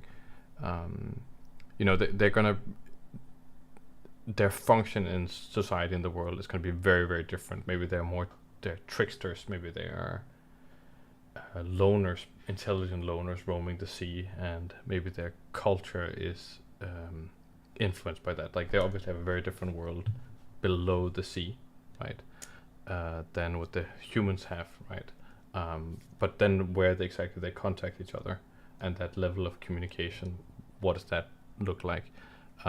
This might be a lot more sci-fi and alien in nature, you know, contacting something that looks so alien, but just as a hypothetical, like if this kind of octopus race existed in A Song of Ice and Fire, then maybe that's the way to go. It's a lot harder, I think, like thinking about a race like that. And if you just want to add a race to your world with for the flavor, right, then go ahead and do that. But at least for me, I have to go to this level and try to justify, like, okay, they have this function in society that's different. I don't always do this, but if I can, then I take that opportunity to do that. I'm also building this world called Black Horizon, and very much there it's more like a flavor kind of feeling. I hope this made sense. It's a little bit hard to explain, but I would say that's like my core approach. Awesome. Just pure chaos, change it every 2 minutes. Watching your stream while working on a cover art for a band. The beauty of working remote, playing Factorio on the side. Great. Can't show anything just yet. It's a project. Nice, great. So then is it disrespectful to make a fantasy race analogous to a real world culture, such as a weird gray area? No, I don't think so. I don't think it's disrespectful. It's more, I think if you're using it disrespectfully, if you know what I mean, if you're portraying anything like particularly, you know, if you're like, oh, I'm going to make a race that's very much, I want you to understand that these are Jews, and then I'm going to say all kinds of terrible things about Jewish people or something like that, then yeah, I think that's disrespectful. You know, if you're making that obvious comparison and that's what you're hinting to. But if you're influenced by, you know, Jewish culture and what it looks like and maybe how it's structured and stuff like this, then I think making a race that has some of those aspects, and maybe somebody could make that association, but you just making that and then that feels a certain way, then I think it's I think it's fine. But I think just making a race that maybe kind of feels like something, I think that's okay. But if you then use it disrespectfully, then probably not a great idea. Crow ST, hello from Ukraine. You really help to distract from the situation in our country. No, but it's absolutely awful.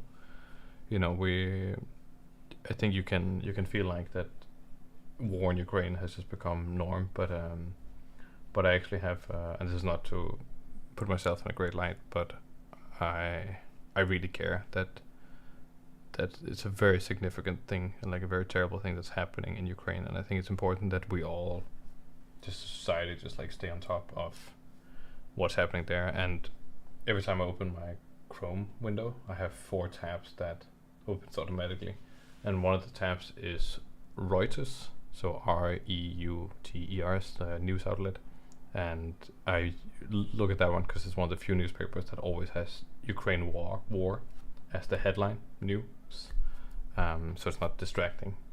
Like other news will kind of be like, oh, today this is the big news, and today this is the big news, but this one always has something is still happening in Ukraine, and that's the way I'm staying on target. I think it's good to be focused on the really big issues in the world, and Ukraine is the big one. It's not. It's supposed to be about Ukraine, and it was supposed to be distracting. So I totally messed up there. But all the love, all the love. Reimer writes, interesting. It does make more sense to me now, and it's something I'll think about more with my different races. Well, that's great. Thanks for the insight. Dakota writes, this helps. Okay, awesome. That's all I could ask for. It's a lot more complex, and it's not a lot more complex. It's but it's hard to explain, and it's not something I've fully vocalized yet. But this is my first attempt. Okay. Let's look at some stuff. Let's go back to Tolkien and Martin, and let's look at some visuals. Do you guys know the website FilmGrab? FilmGrab. FilmGrab is just a website that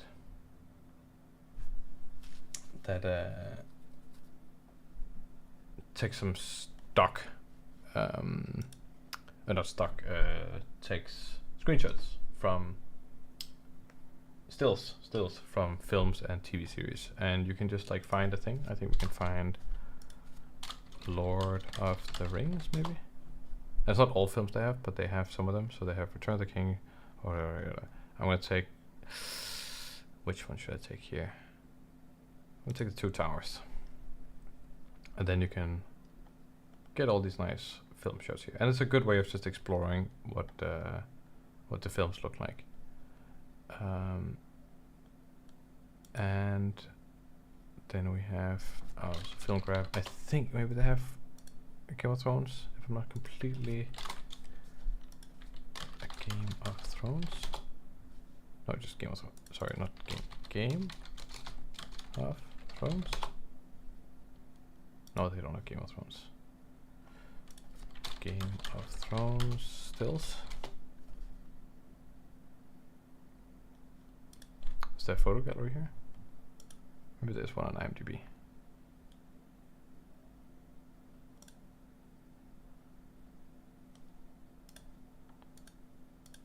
There's some stuff. We can compare these things. That's good.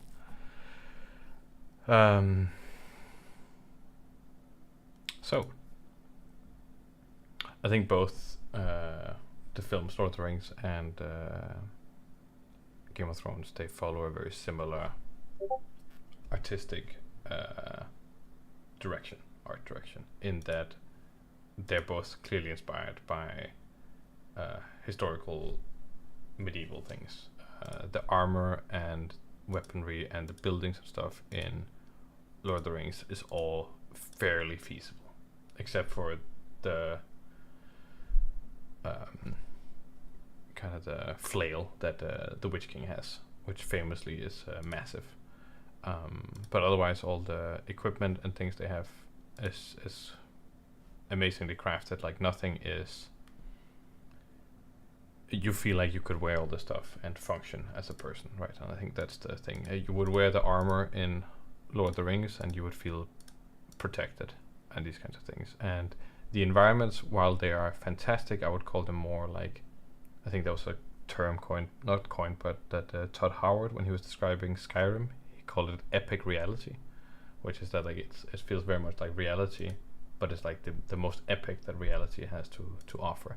It's not fantastical in the way that something like League of Legends or World of Warcraft is like fantastical, or D&D or something like that, right? It's like this could exist. I mean, this is literally a real hill in New Zealand, right? And it and they're grounding it that way. And the same thing with Game of Thrones. It's grounded. It's all feasible, and those kinds of things. And I think it's actually interesting when you look at the source material, where George's, the way he built the stuff, then it very much came from a historical influence, where Tolkien, as we've been discussing, came from a very different aspect, and probably was a lot more mythical and mythological. And the filmmakers could have decided to make that kind of a visual interpretation of Lord of the Rings, and that could have been quite interesting to watch. Also, what would a very mythical film or series or depiction look like in that sense. But otherwise, they're that, right? So one is a series, another is film. I think overall, Lord of the Rings looks better than a Game of Thrones. It's just more consistent. I think the design is just like overall it's more on point, according to me at least. But Game of Thrones definitely has its moments, but sometimes it's like a little bit of a hit and miss with the costumes. But it's also a series, sure the most expensive series ever, but sometimes they just, I think for example this armor here is quite ridiculous, like this weird leather thing. It looks very, I don't know, it's not good. I think the ship design stuff, I mean, also apologies if anyone is in love with the ships or if anyone works on the ships, but I think it's quite it's safe. It's safe, and it's almost less wild than stuff we have in reality. And I think that's kind of like, okay, you could have leaned a little bit more into the epic reality sometimes. They do have some of the Greyjoy ships that have these quite massive krakens and stuff on the ship's bow or something, or on the keel or in the front here. But we never really get to see it. Stuff like that, etc. It's just quite interesting. I think the dragons in Game of Thrones, they're also very much safe. I think they look good, but they're safe. I really like the dragon in House of Dragon. House of Dragon. Is it called Veraxis or something? Red Dragon. Caraxes, that's what it's called. I think that one was really interesting. It took a different twist on the things established. They went a little bit more wild with the design, which I really appreciated. But then they also had this dragon, which I thought was awful. It looked like How to Train Your Dragon, and the other red one, the one that what was the other one? There was this bigger one or something. But this one was good. I think that kind of leaned. It was a more interesting stylistic choice. But overall, I would say that Lord of the Rings is superior visually. But they do have their distinctness. I think they did a really good job with the willow trees and things. They definitely felt mythical and connected to a different part of the world that we didn't know. I think they handled King's Landing really, really well. King's Landing is one of the things that stood out to me, especially when you see it on the side. Isn't there a good shot of King's Landing? Yeah, I just remember this shot here. I thought that was brilliant, like the flatness here and then whoop, pow, like that. Very cool, and very recognizable in that sense, right? Like very iconic. The bloodworm. I did a D&D character for drawing for my cousin some years ago, made from a reference on my first ever tablet drawing. Uploaded on Discord server. Oh, I can look at that.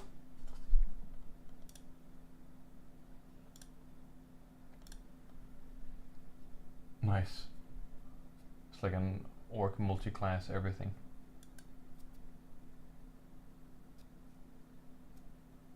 Dope.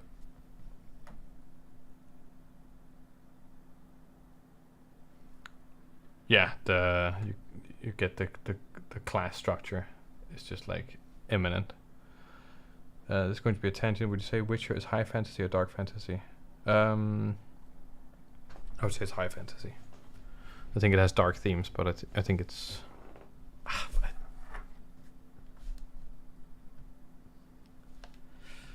I think it's high fantasy. Yeah, I think the ultimate high fantasy is something like Warhammer Fantasy.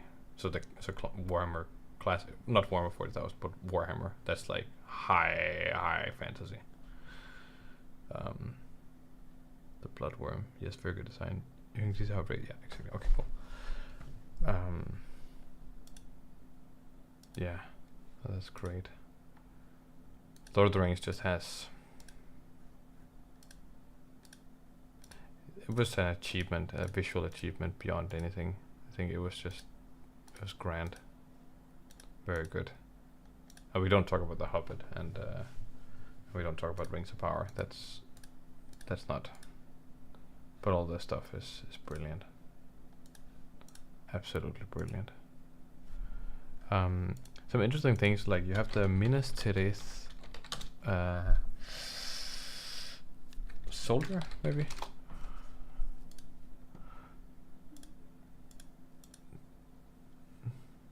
They look quite good and iconic. And then you have so there's some stuff with like a Game of Thrones. So Game of Thrones, you have the Starks, like Stark soldier. Stark soldier will look like this, right? And it's like, okay, that's acceptable, right? That works. It's like, okay, that's fairly medieval, etc. Then you have the Eerie soldier.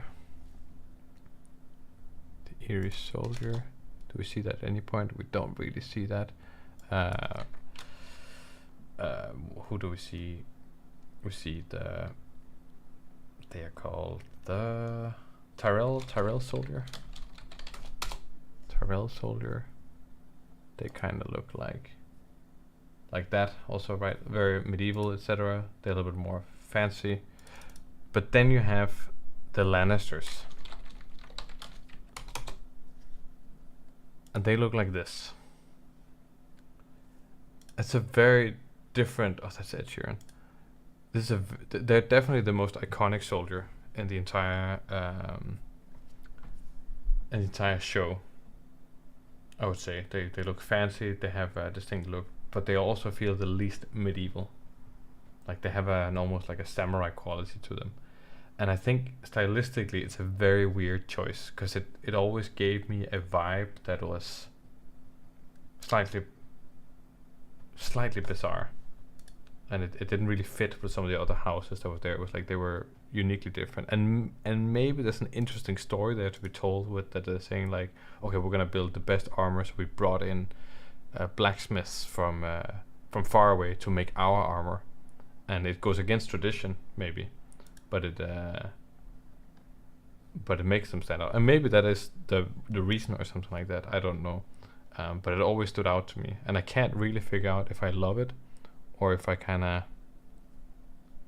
dislike that it doesn't follow the tradition. I think if they had the reason, like if it was stated like, oh yeah, the Lannister armor is a little bit less medieval or something, or less traditional, well, it's because that they brought in somebody else to design the armor from all this stuff to bring them above everyone else or something, blah blah blah blah. Then I would really like it if that was stated clearly, but I don't think it is, and I think it was just like an aesthetic choice that somebody made. They're like, yeah, this looks great. I'm thinking, maybe not. I also have slightly a Roman quality, but very much like samurai armor. There's some armor there that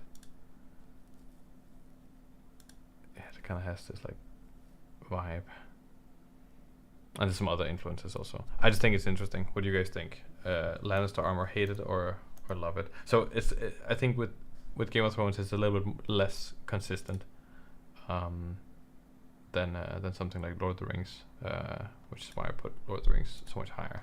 And I also think something like the Nazgul, for example. The Nazgul, not the Nazgul, the Fellbeast. The Fellbeast, just one of the best designs ever. I just love this, and just yes, tiny little ridiculous head. It makes it seem, it's like it's a dragon, but it's not a dragon.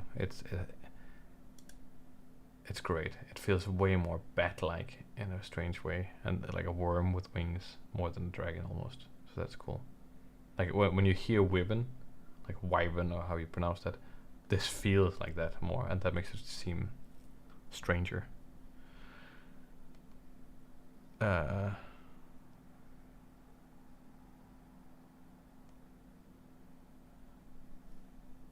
etc. Okay, we're hitting the third hour for the stream now. I think maybe we're cutting down on comparing Lord of the Rings to Game of Thrones. I hope that some of this was like interesting and worth it. I'm not entirely sure how successful it was, but I feel like there were some good points in there. And what to do now? There were some other questions, I think. Actually, let's use the next hour to just discuss something different.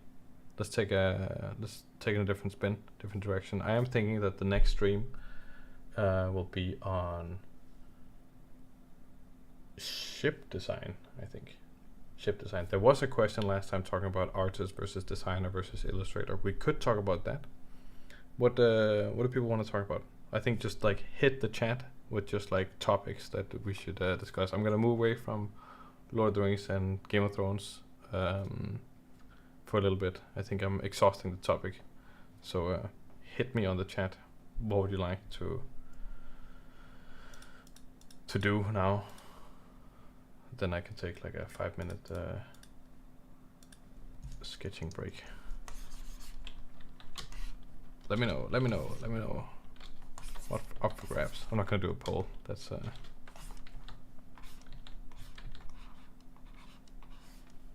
of feel like drawing a felt piece now.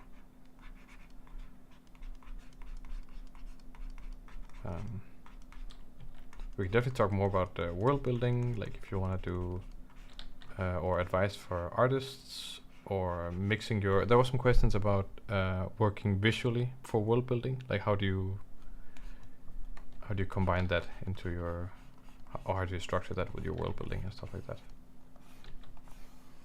We can definitely try to incorporate that.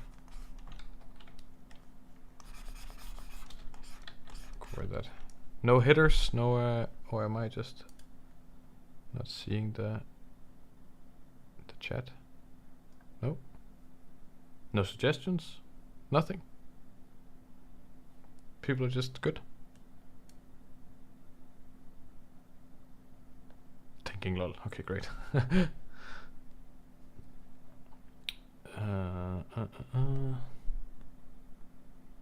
I will put some music back on.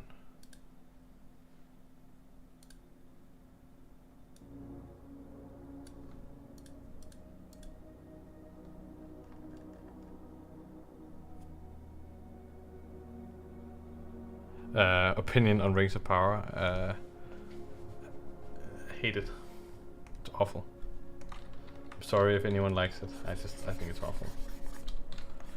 And it's not for. I mean, there's lots of incredibly racist reasons for why it's not good, and that has nothing to do with it. It's like that's just unfortunate, and like that had to clash. I think those people should shut up. I think it's poorly written. It's terrible acting. It doesn't look that good. It's not very interesting. It's very, I think, not in the spirit of Lord of the Rings. Well, it's not in the spirit of Tolkien, I think. And I was excited for it. Like I didn't have high hopes, but I was like kind of excited to see it for sure.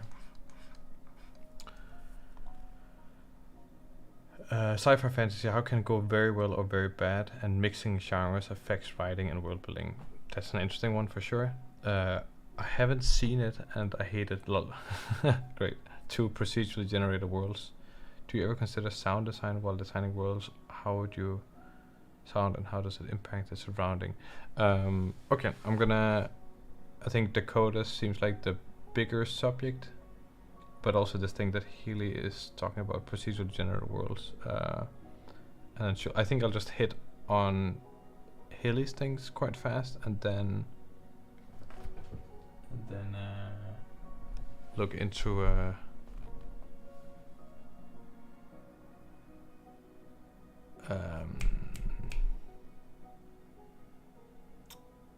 I lost my train of thought there. I look at Hilly's and then just answer what Schultz division was writing there. Do you ever consider sound design with designing? Okay, cool.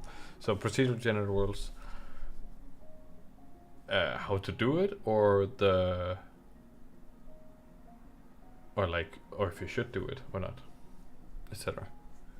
Procedural general worlds are really interesting. Like, for example, in Minecraft, right, you have procedural general worlds, and in Deep Rock Galactic you have procedural general worlds, and in No Man's Sky you have procedurally generated worlds. I think more and more I steer away from procedurally generated anything.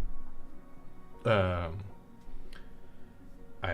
just prefer more and more handmade content, mostly because I have less time to game, less time to experience things, and I'd rather just, with the limited time I have, experience the stuff that somebody really made sure was good, rather than rolling the dice and seeing something potentially good.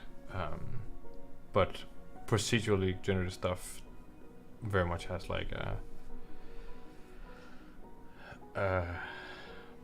sometimes it can be really, really good. Procedural generated worlds for world building.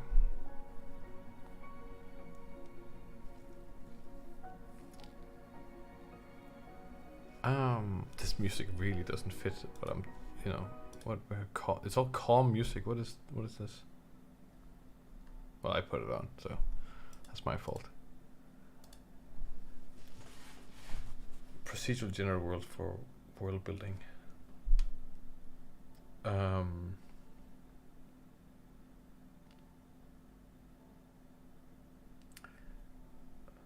Like, just to visualize the world or to flesh out the world? Because I guess that's the only way I'm kind of thinking about it. It's like, okay, you can procedurally generate worlds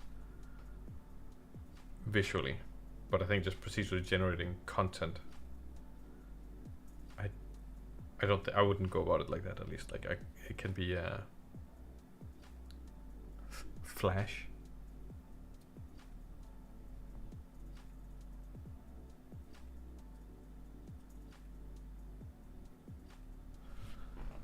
That's why we're doing what we do in Last Epoch. We're not doing procedural generated maps and rather handcrafted and curated maps. It means we can better curate for high quality and better dissect the game with more interesting maps. Last Epoch. Oh, you're working on Last Epoch.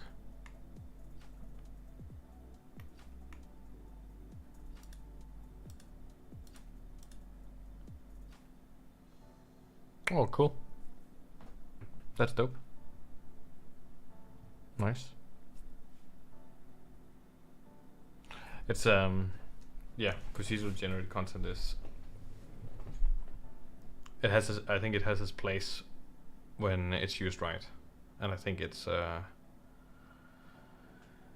it usually demands a very core.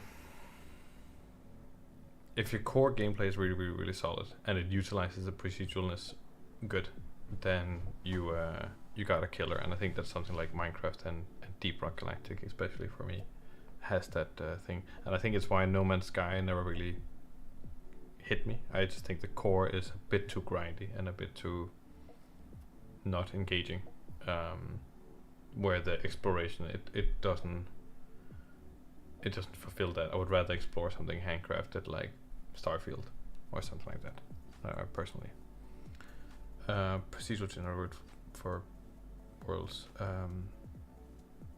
don't really have a strong idea for that. I would say I don't really think about using it, maybe for visualizing certain things, but not really for creating content. That's what I was gonna say there.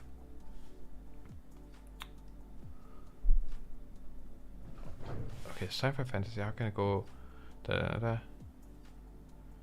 can I go very well or very? Okay, so I'm gonna go back to. Did I answer? Okay, Schultz thing there. Do you ever consider sound design while designing worlds? How would this sound and how does it impact the surroundings, etc.? Do I ever consider sound design? Okay, so I'm a man-child, right? So I will often walk around at home talking to myself while developing worlds and doing world ideas, and often some of these ideas, they manifest as scenes in a film. I very much think about my worlds as if I can get into a point where I can see them cinematographically, I see them in the cinematography and as a film, that's a good spot for me. Then that means that memory and the idea of what's happening has become really cemented. And I think a lot of my inspiration comes from film a lot more than they come from books. So that's one thing. And when thinking about those scenes, like film scenes and cinematography, I often do voice out some like dialogue and imagine the scenes, and then sound is probably involved there. And sometimes I'll sit, like, oh, then this happens, boom, boom. But I would say that's maybe the extent. I definitely think about music a lot more, and how music, maybe that's what you mean with sound design also, but I think about how a certain faction sounds, what's the sound, what's the music they play, or maybe also a little bit what the soundscape is, but I think it's just a given. Like, so for example, I was making like this here. Then this is like a raider's den kind of, so there's lots of pirates and stuff in this environment here, right? And you can hear the sound in your head. You probably have an idea of what this kind of stuff sounds like. So as I'm drawing this or I'm making this stuff, I'm very much thinking about the sounds that are there, but I don't think it's influencing what I'm drawing that much more. That what I'm drawing is making those sounds appear in my head, but the sounds make me feel more like the fact that the image is generating sounds makes me feel more connected to the image, if that makes sense, right? So I would say that's the extent of it. But I cannot help myself not making like sound effects for like, okay, then this one flies up and it's like I'll make those sounds, right? But I don't think it's influencing the design as much. It's just like that's kind of fun to do as you're drawing the thing. The same with something like guns. Then it's like, okay, what kind of sound does this make? What does that make? But once again, it comes from me looking at the gun, and then I'll make a sound.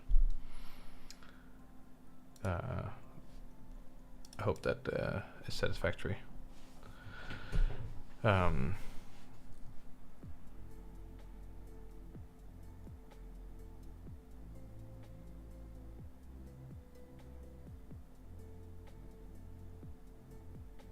Dakota writes, wow, I'm not alone then, lol. I guess that's the stuff with sounds. Genuinely thought I was the only one.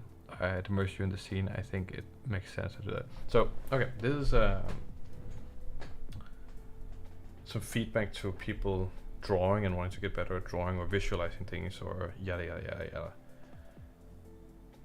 Some feedback always given to people and always also been given sometimes, but I feel like it's stuff that I tell other people more, and it's just to, when you're drawing something, so let's say I'm going to draw something in front of me right now, right? I'm going to draw a certain pose, right? I'm going to draw a person maybe leaning over like this here. There's going to be a hip here, like this. It's going to be a leg. It's going to be a foot there. It's going to be a knee here. Another leg there, etc. Stuff like that. Then there's another arm like this there, the chest there, and then maybe a head looking that way, etc. Right, so I'm drawing that pose.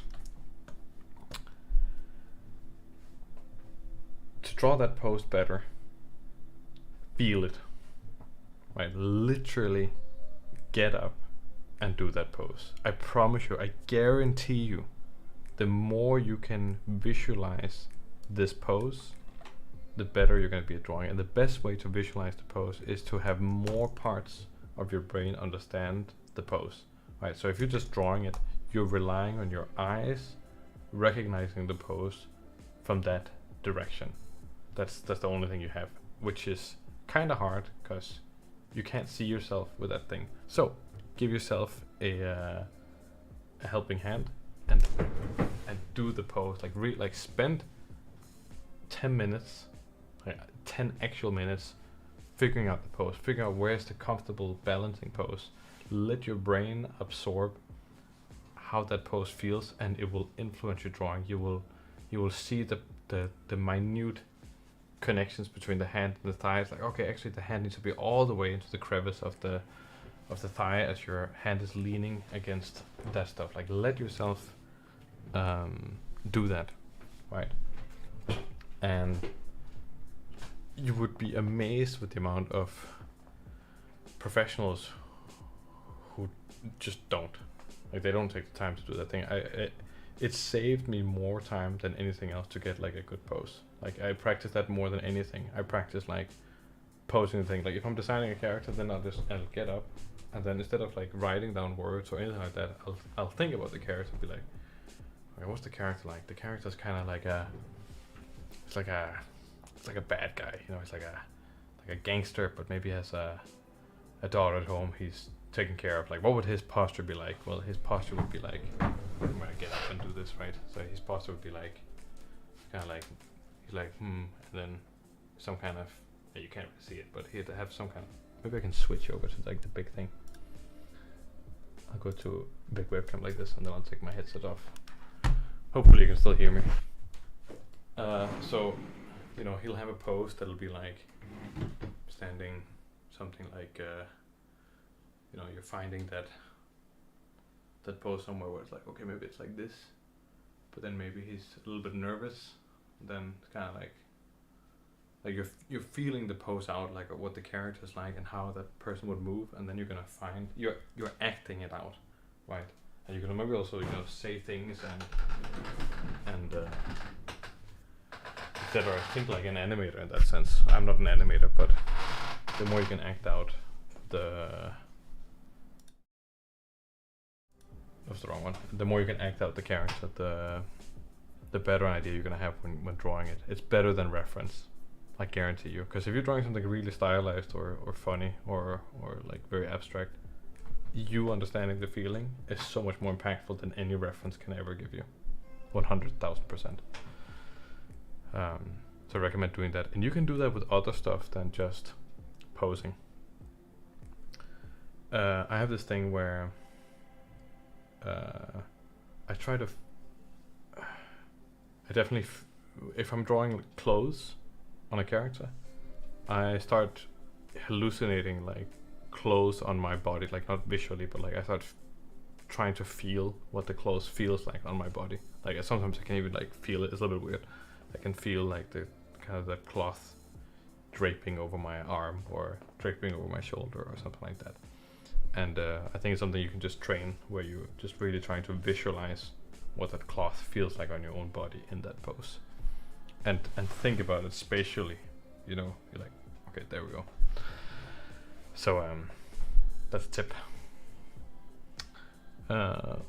It immerses you in the scene. I think it makes sense to do that. Agreed. Oh, for sure, I do that. But in terms of drawing, it's just to feel the character when world building, preparing. Blah, blah. Oh, wait, I was reading the stuff here.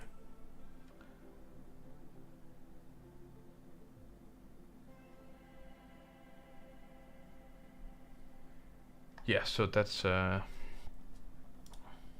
just a tip on drawing. I think it's a little bit related to like making sounds and stuff.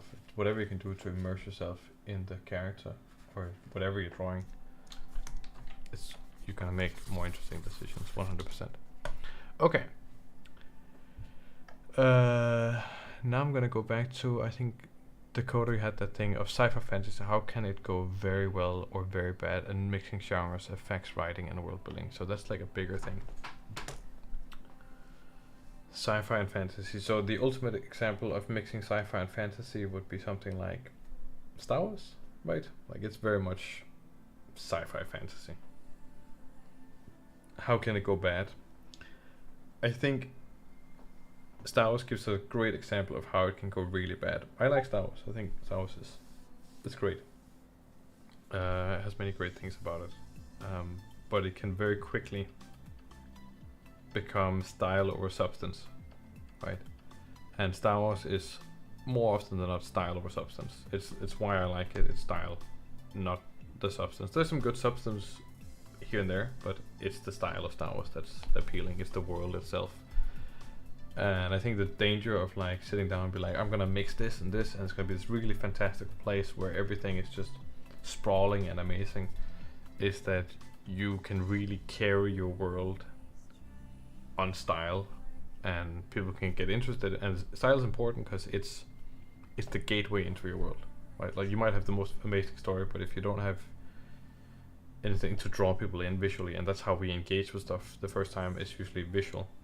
If you have somebody to be like, oh, that seems interesting, then getting to stick around and care, like genuinely care, is different. I think lots of people like Star Wars, but they don't care. Like some people obviously like really care, but lots of people like it, but they don't care. I think there's potentially more people who cared about Game of Thrones than they cared about Star Wars, especially after watching this stuff. You know, they watched Star Wars, be like, that was great, all the booms and explosions. Then they went home and then didn't talk about it. But I think with Game of Thrones, I think people were like, oh my god, I'm so worried for this person. And maybe it's lingering a bit more because the story was so solid. I think that's one of the dangers of mixing genres sometimes, is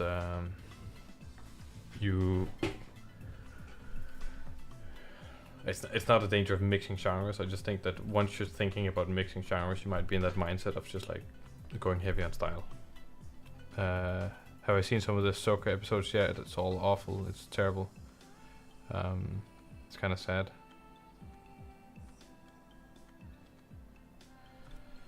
Ahsoka, I really wanted Ahsoka to be kind of good.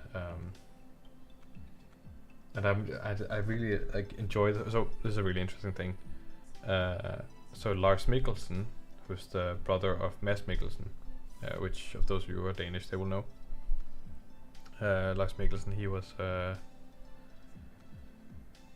he played a villain also in Sherlock, right? He played one of the villains. He played the Magnuson or something, who's like the Napoleon of blackmail. Yeah. But then he voiced Thrawn, like Star Wars Thrawn, in the Rebels series, and which I thought that was great because Thrawn is kind of like a Sherlock Holmesy character, in that he's looking into cultures and then he's very attentive and research and brainy, yada. So that was kind of like a weird indirect connection with like Sherlock and Thrawn there, which I thought was neat. Then actually getting him to play Thrawn in the Ahsoka show, which I'm gonna watch it just for that, just to have like it's a weird little meta enjoyment for me, like that there's a strange meta connection that I'm probably the only one who cares about, but that's why I'm watching the show. Otherwise I don't think it's very good. But Star Wars is not all bad. Andor is amazing. If you haven't watched Andor, you have to watch Andor. You didn't know that Mads Mikkelsen had a brother, or that Lars Mikkelsen had a brother. I guess Mads Mikkelsen had a brother. But now you know. There you go. It's when you have lots of time, then these are the things you start noticing. Things that, you know. That's what we're here for. All the greatness.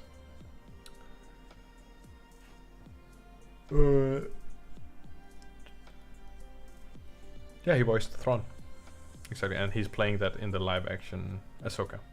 So that's cool. It's nice of them to hire the person who did the voice for the character. It's one of those things that never happens, but fans always like, oh, that'd be great if the voice, and because that's the really. And now they got it because Lars Mikkelsen's a good actor.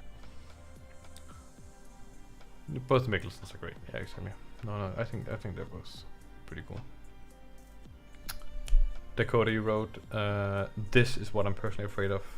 What was that in relationship to?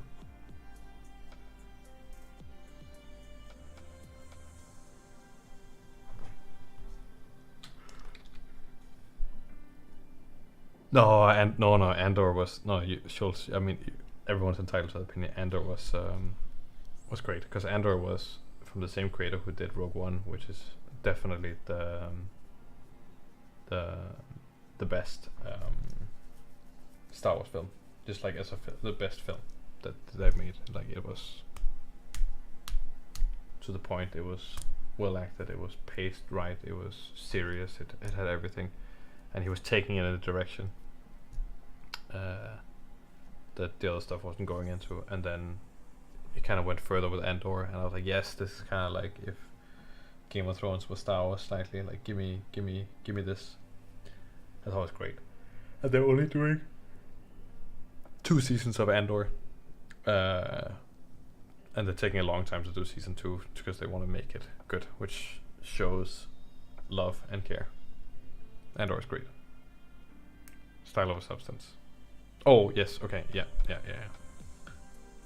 So Dakota, are you afraid that you have more style over substance in your work, or are you just afraid that that's happening? So it is a common thing that happens for people who draw. That you get style over substance, because you're drawing so much, and then you're like, oh right, this is visual.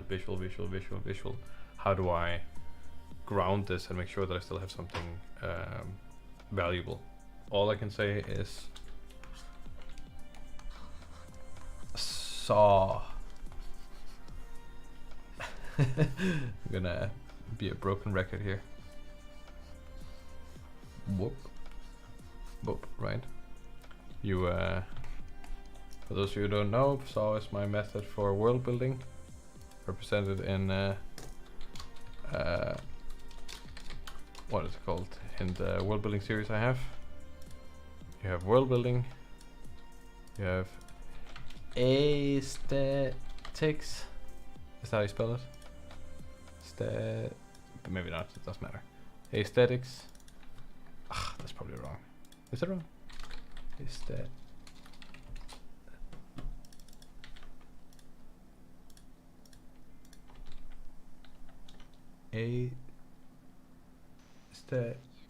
No, it's correct. Okay, nice. Aesthetics and story. And you have to bounce between these things. Go there, then go there, then go there. Then next time you go there, then maybe you go back to world building, then maybe you go to aesthetics, then maybe the next time you go from aesthetics to world building, and then you go to story, and then you go back to aesthetics. Bounce between the stuff.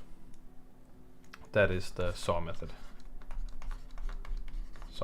Right? And world building is, you know, cities,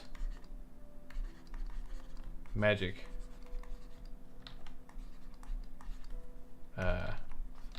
factions, races, that kind of stuff. Story is story. What's happening?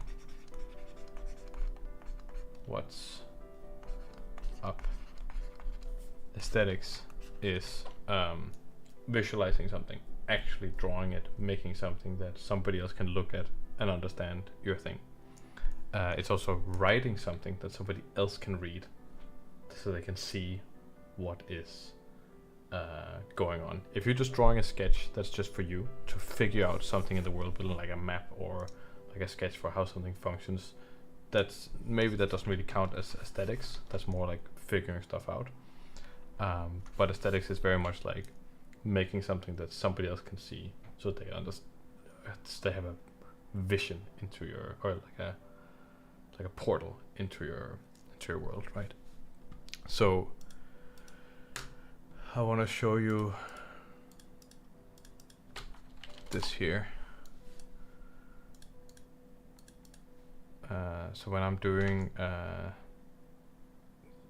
these things here, like this, I'm very much trying to do all 3 at once. Actually, maybe that's not the best example. This example here, whatever.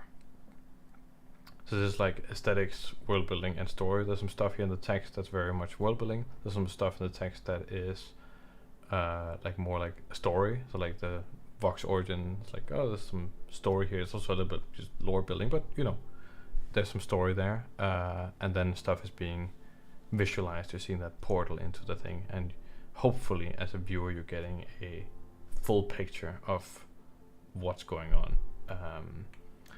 beyond just who's that? Beyond just seeing a picture, right? It's like, because I could also do this, right? And it's like, okay, here's a picture of something, and you can gather the idea from looking through the images, and that's also one way of doing it. That's also totally fine. But these things here are kind of trying to hit all of the three things. You don't have to hit all the three things. It's just an example of like of those things.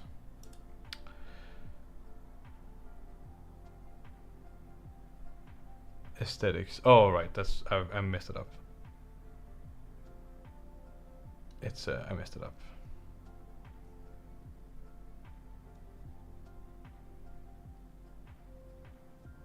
Yes, so I think that's the saw method is like you might already be going through the things, like people write in the chat, you might already be going through the things. It's just like, I think wording them out and being like, okay, these are the three different things. I need to now, I can be like, okay, like Dakota's writing, I'm afraid of I'm having too much style. It's like, okay, maybe I need to go away from aesthetics and go over here. Maybe I need to go away from aesthetics and go over here. If that's what you're afraid of, you have. That's the great thing with the saw method. It isn't just world building and drawing. It's you got these like two different things you can jump to. You can be like, oh, do I want to do world building or do I want to do story? You have something to. You have a choice, and that's kind of the thing for me, is that like it's like, okay, I'm kind of going down the rabbit hole. I need to do something else. But if the only other thing I can do is like write in the story, it's like, oh, I want to have choices. Then you have a choice. So I hope that helps. Sci-fi and fantasy. What are other examples of like sci-fi fantasy? There's something like Warhammer 40,000. I think that's just, you know, style above everything. I know there's lots of people who really care about the lore, and there's some books and stuff. I have no clue how good that kind of stuff is, but I think no major series or film has ever been made yet. I know that Henry Cavill is going to work on a Warhammer 40,000 series, so maybe that's going to be really awesome. I think it's style over substance. However, I think something like the Dune films, the new Dune films, I think they are style over substance. I think the books are very much substance. Like Dune has a lot of substance. I don't think they're capturing that in the films. But I did actually kind of like watching the films because it was a great cinema experience. It was very just, there's all the throat singing and shit. It was quite an enjoyable watch just as a moviegoer. And that's also very nice to just decouple from that. And it's also why I watch Star Wars. It's just to, it's not to think or something to really be concerned with things. It's just to engulf yourself in a visual masterpiece. But it has a very different enjoyment factor, right? And I think I would almost prefer Warhammer 40,000 being a very stylistic, not that it should be very abstract or stylized or something like that, but just that the show is about being a visual treat. I wouldn't mind that at all. Like some shows are like that. Like it doesn't have to make me think, but it could be otherworldly. It could just be so, like in many ways, Lord of the Rings is kind of like that, right? It feels so mystical and mythological. It's almost like somebody around a campfire just telling you this amazing stuff, and none of it is really terribly well connected, and there's probably a big plot hole here and there. But it's all about this larger than life stuff. You're not thinking too much about, oh no, what's Frodo gonna do? And oh no, it's a very black and white, but it's still amazing to watch. So I don't want style over substance to be a negative term. It's just, that's the choice. And if you want people to think about the stuff that you made and have them ponder, then I would look at something like Game of Thrones or Breaking Bad or the Dune books, actually, or there's lots of other great stuff. I also really like The Expanse, but got to go. Bye, Schultz. Enjoy. it's also bedtime soon. It's like in 20 minutes, and we're gonna end the stream in 20 minutes. But do appreciate everyone sticking around.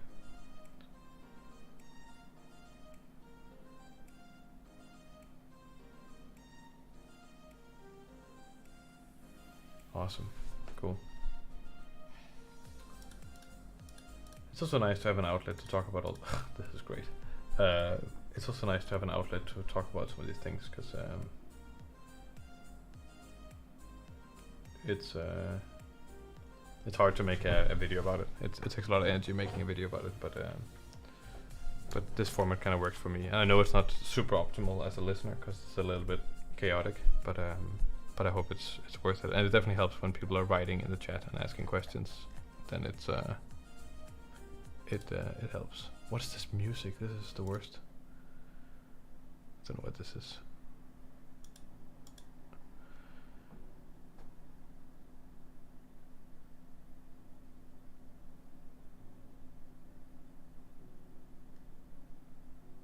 Now, what is your desire to make a TTRPG out of it? Make a TTRPG out of like Black Horizon? Is that what you're asking?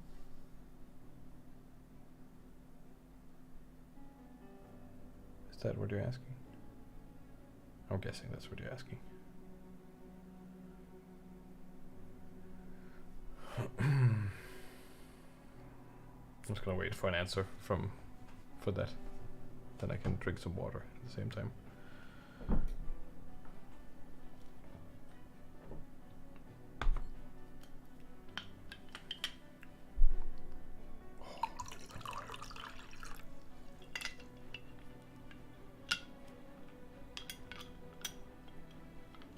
Was that thing, Dakota, like what is my desire to TTRPG? Is it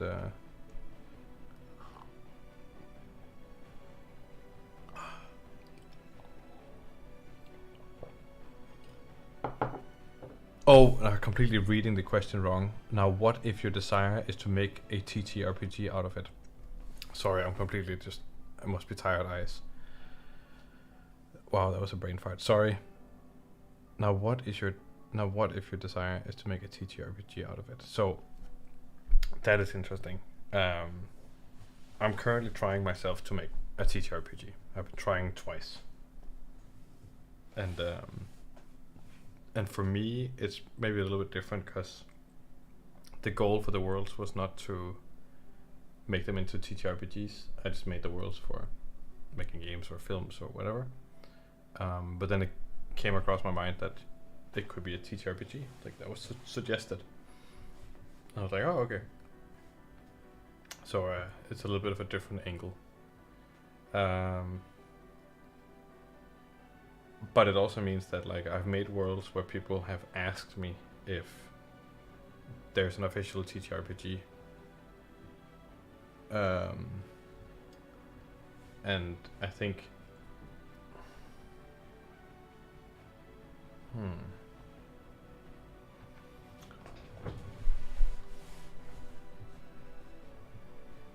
out of your world, but you more aesthetic focused. I suppose you just keep sawing. It's in a state you can develop it. Right. Okay, I see. You want to make a world for a TTRPG.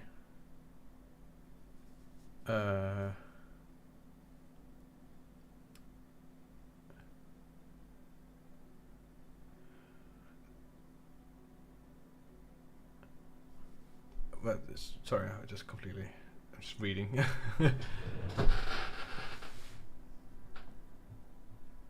I suppose you just keep sawing till it's in a state you can develop a TTRPG.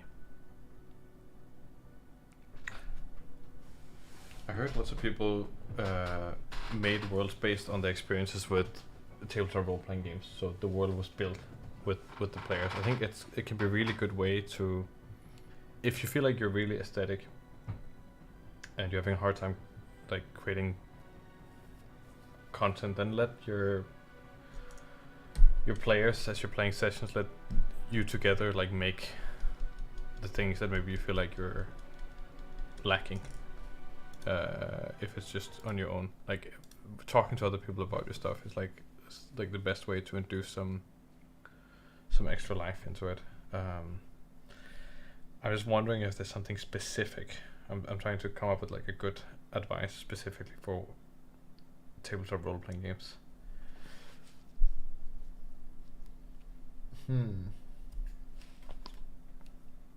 Okay, so one thing though, I think people are definitely drawn to stuff like D&D and other role-playing games because they feel like there's some kind of world to explore, right?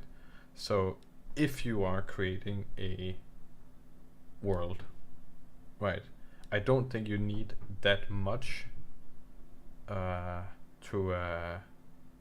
be established to get going, because a lot of stuff you can like create along the way. But I think what you need is like you need a pretty damn good hook. Like if you have a world, try to distill it into like, okay, this is what it's about. This is what I want it to be about. You don't have to have all the answers for everything, but just like, this is what I want it to be about. Make that introduction, make it a one-pager, I don't know, maybe with images, just something so that the players can be like, this is what it's all about. Let them read that. They're gonna start having their own ideas, play, come up with the first stuff for the first session, and I think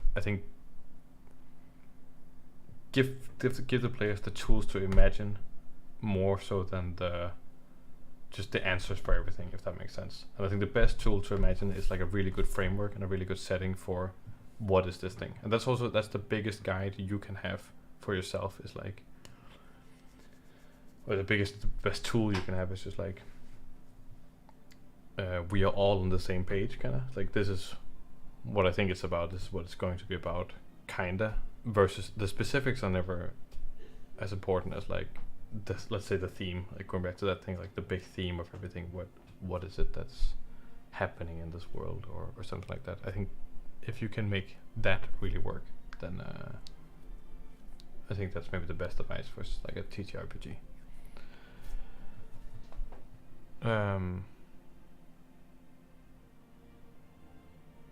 What did Reimer say here? Would you make your own system or base it on another system, or just use your setting for an established system? No. I'm super stupid and hardcore, so make my own system. And people are like, oh, that's impossible. That's gonna take forever. You could just use a system and then get going. Like, no, I don't. I don't know. I'm stupid that way. So I don't know if I show. Maybe I showed in a different stream, but I'll just show you now here that basically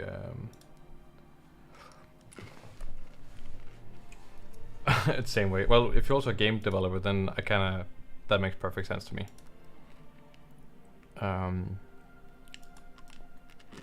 Let's see here.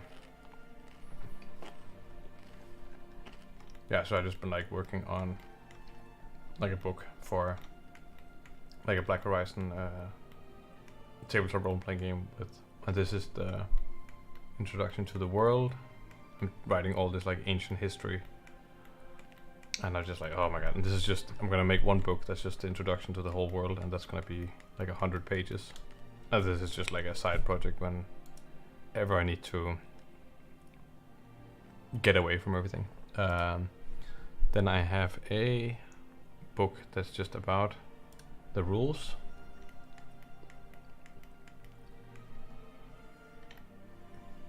The rules here of the game, and I think I kind of have the rules pretty much dialed in. I just need to oh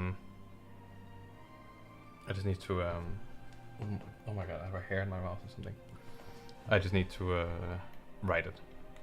I did play with the system once. I will say though, the system is kind of based on a pre-existing system, which is the cipher system, somewhat. So if you don't know the cipher system, basically the cipher system is a D20 system where the DM doesn't roll, only the players roll, and what the DM does is that any task is either a finesse, strength, or intellect task, and they have to roll either a strength, intellect, or a finesse thing, and then the DM sets a difficulty score of, let's say, 20, and you now have to, let's say 12, and you now have to roll higher than the difficulty set. However, the system works in that you have this thing called effort, which is that you can spend your pools of energy, respectively strength, intellect, and finesse, to lower the difficulty of the task. So if the task is 12, then you can spend, let's say the task is jump over this wall, that's a strength task, whatever. Then you can spend 3 strength points to lower the difficulty from a 12 to a 9, and then now you're rolling against a 9 instead. That's the core system of doing anything. And yeah, but clean layout, great. Cipher system is a pretty cool system. I think it's a little bit underappreciated, but I think people who talk about the system and have seen playing it, they all say it's really easy to run if you're a GM, to run the Cipher system essentially. So that's pretty cool. I enjoyed that. So yeah, no. So but I'm super like, I'm doing my own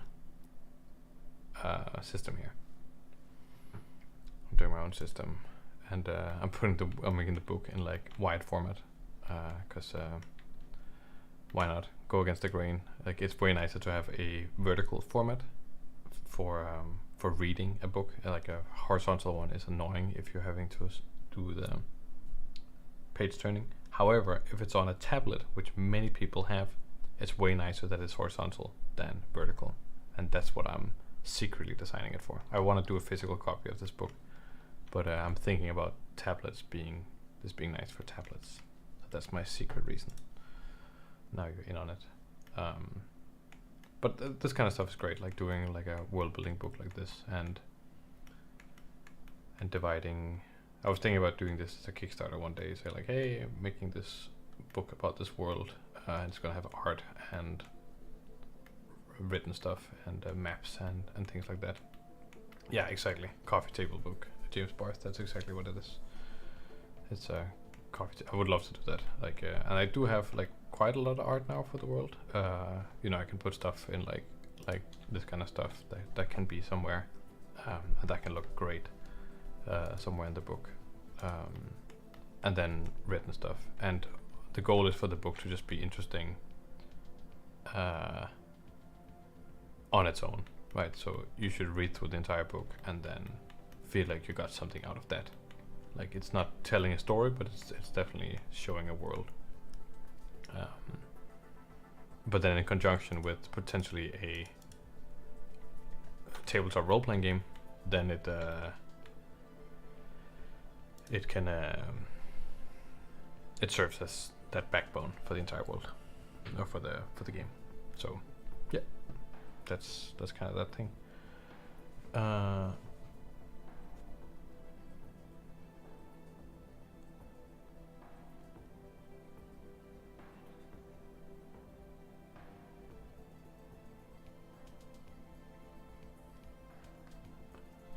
Etc. etc. Okay, I mean, I think we are hitting the end of the stream. 3 hours is definitely like a long time to go. I think the next one will probably be 2 hours, but the next one will be spaceship design. I think that's gonna be the next one. Hopefully, we do need. I'm gonna go to this one. Okay, because I think we're wrapping up the stream now. We do need tax evasion tips. And that's just for Unicorn Tamer. I don't think Unicorn Tamer made it back here, but we do need tax evasion tips. That's the thing. So if Unicorn Tamer is rewatching this, they know what the tax evasion tips is. Let's see. Tax evasion tips. Oh, it's always the hardest one. I should actually look this stuff up before. How do we do the tax evasion tips? Tax evasion tips. We you.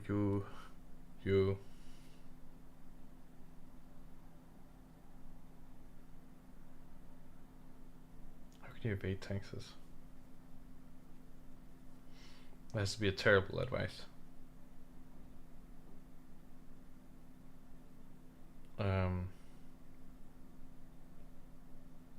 I think you should look into, so the countries have like is it called extradition treaties, where so if you do something criminal in a different country, and you flee to if you do something criminal in a country and you flee to a different country, then that country has an agreement to send you back to that country. So I think famously, for example, in North Korea, if you flee North Korea into South Korea, then you automatically become a South Korean citizen. But it's impossible to flee over the border of North Korea. So if people flee from North Korea, they flee into China, and then they go out and try to get to Korea that way. However, China has a treaty with North Korea, so that if they find a North Korean in China, they will send them back to North Korea. So North Koreans fleeing, they do everything to get out of China, and then they have to go to I think Thailand and maybe Vietnam or something. I don't actually remember the specifics, because they don't have exchange treaties with North Korea, right? So that's the kind of thing I'm talking about. In any case, I'm pretty sure somewhere in the world, if you really do your research, there's probably a loophole with something where people don't have an extradition treaty where a certain thing is not illegal, and you can flee to a different country, and then there's no way for the country looking for you with the taxes that they can get you. But it has to be like a really weird loophole where a certain set of exchange treaties just cancel each other out or something. I don't know. That's the tax evasion tip. Look into exchange treaties. There you go. Oh yeah, that's pretty good. I was worried I missed the tax evasion tips. No. The tax evasion tips is always at the end, and I love that. Like the stream, at some point the stream was hitting 2 people watching, and then it's we're talking about tax evasion tips. It's 7 people watching. And if it jumps to 107 in 5 seconds, that wouldn't surprise me. That's why people are here. Okay, that marks the end of the stream, and that fits perfectly because the clock is just hitting 11 here in Denmark. So, to everyone watching, thank you so much. For everyone sticking around, extra big thanks. And to everyone watching this in the future, I'm amazed you made it all the way to the end, because this was a ride. See you next time, probably next Thursday, same bad time, same bad topics. Bye everyone, and good night.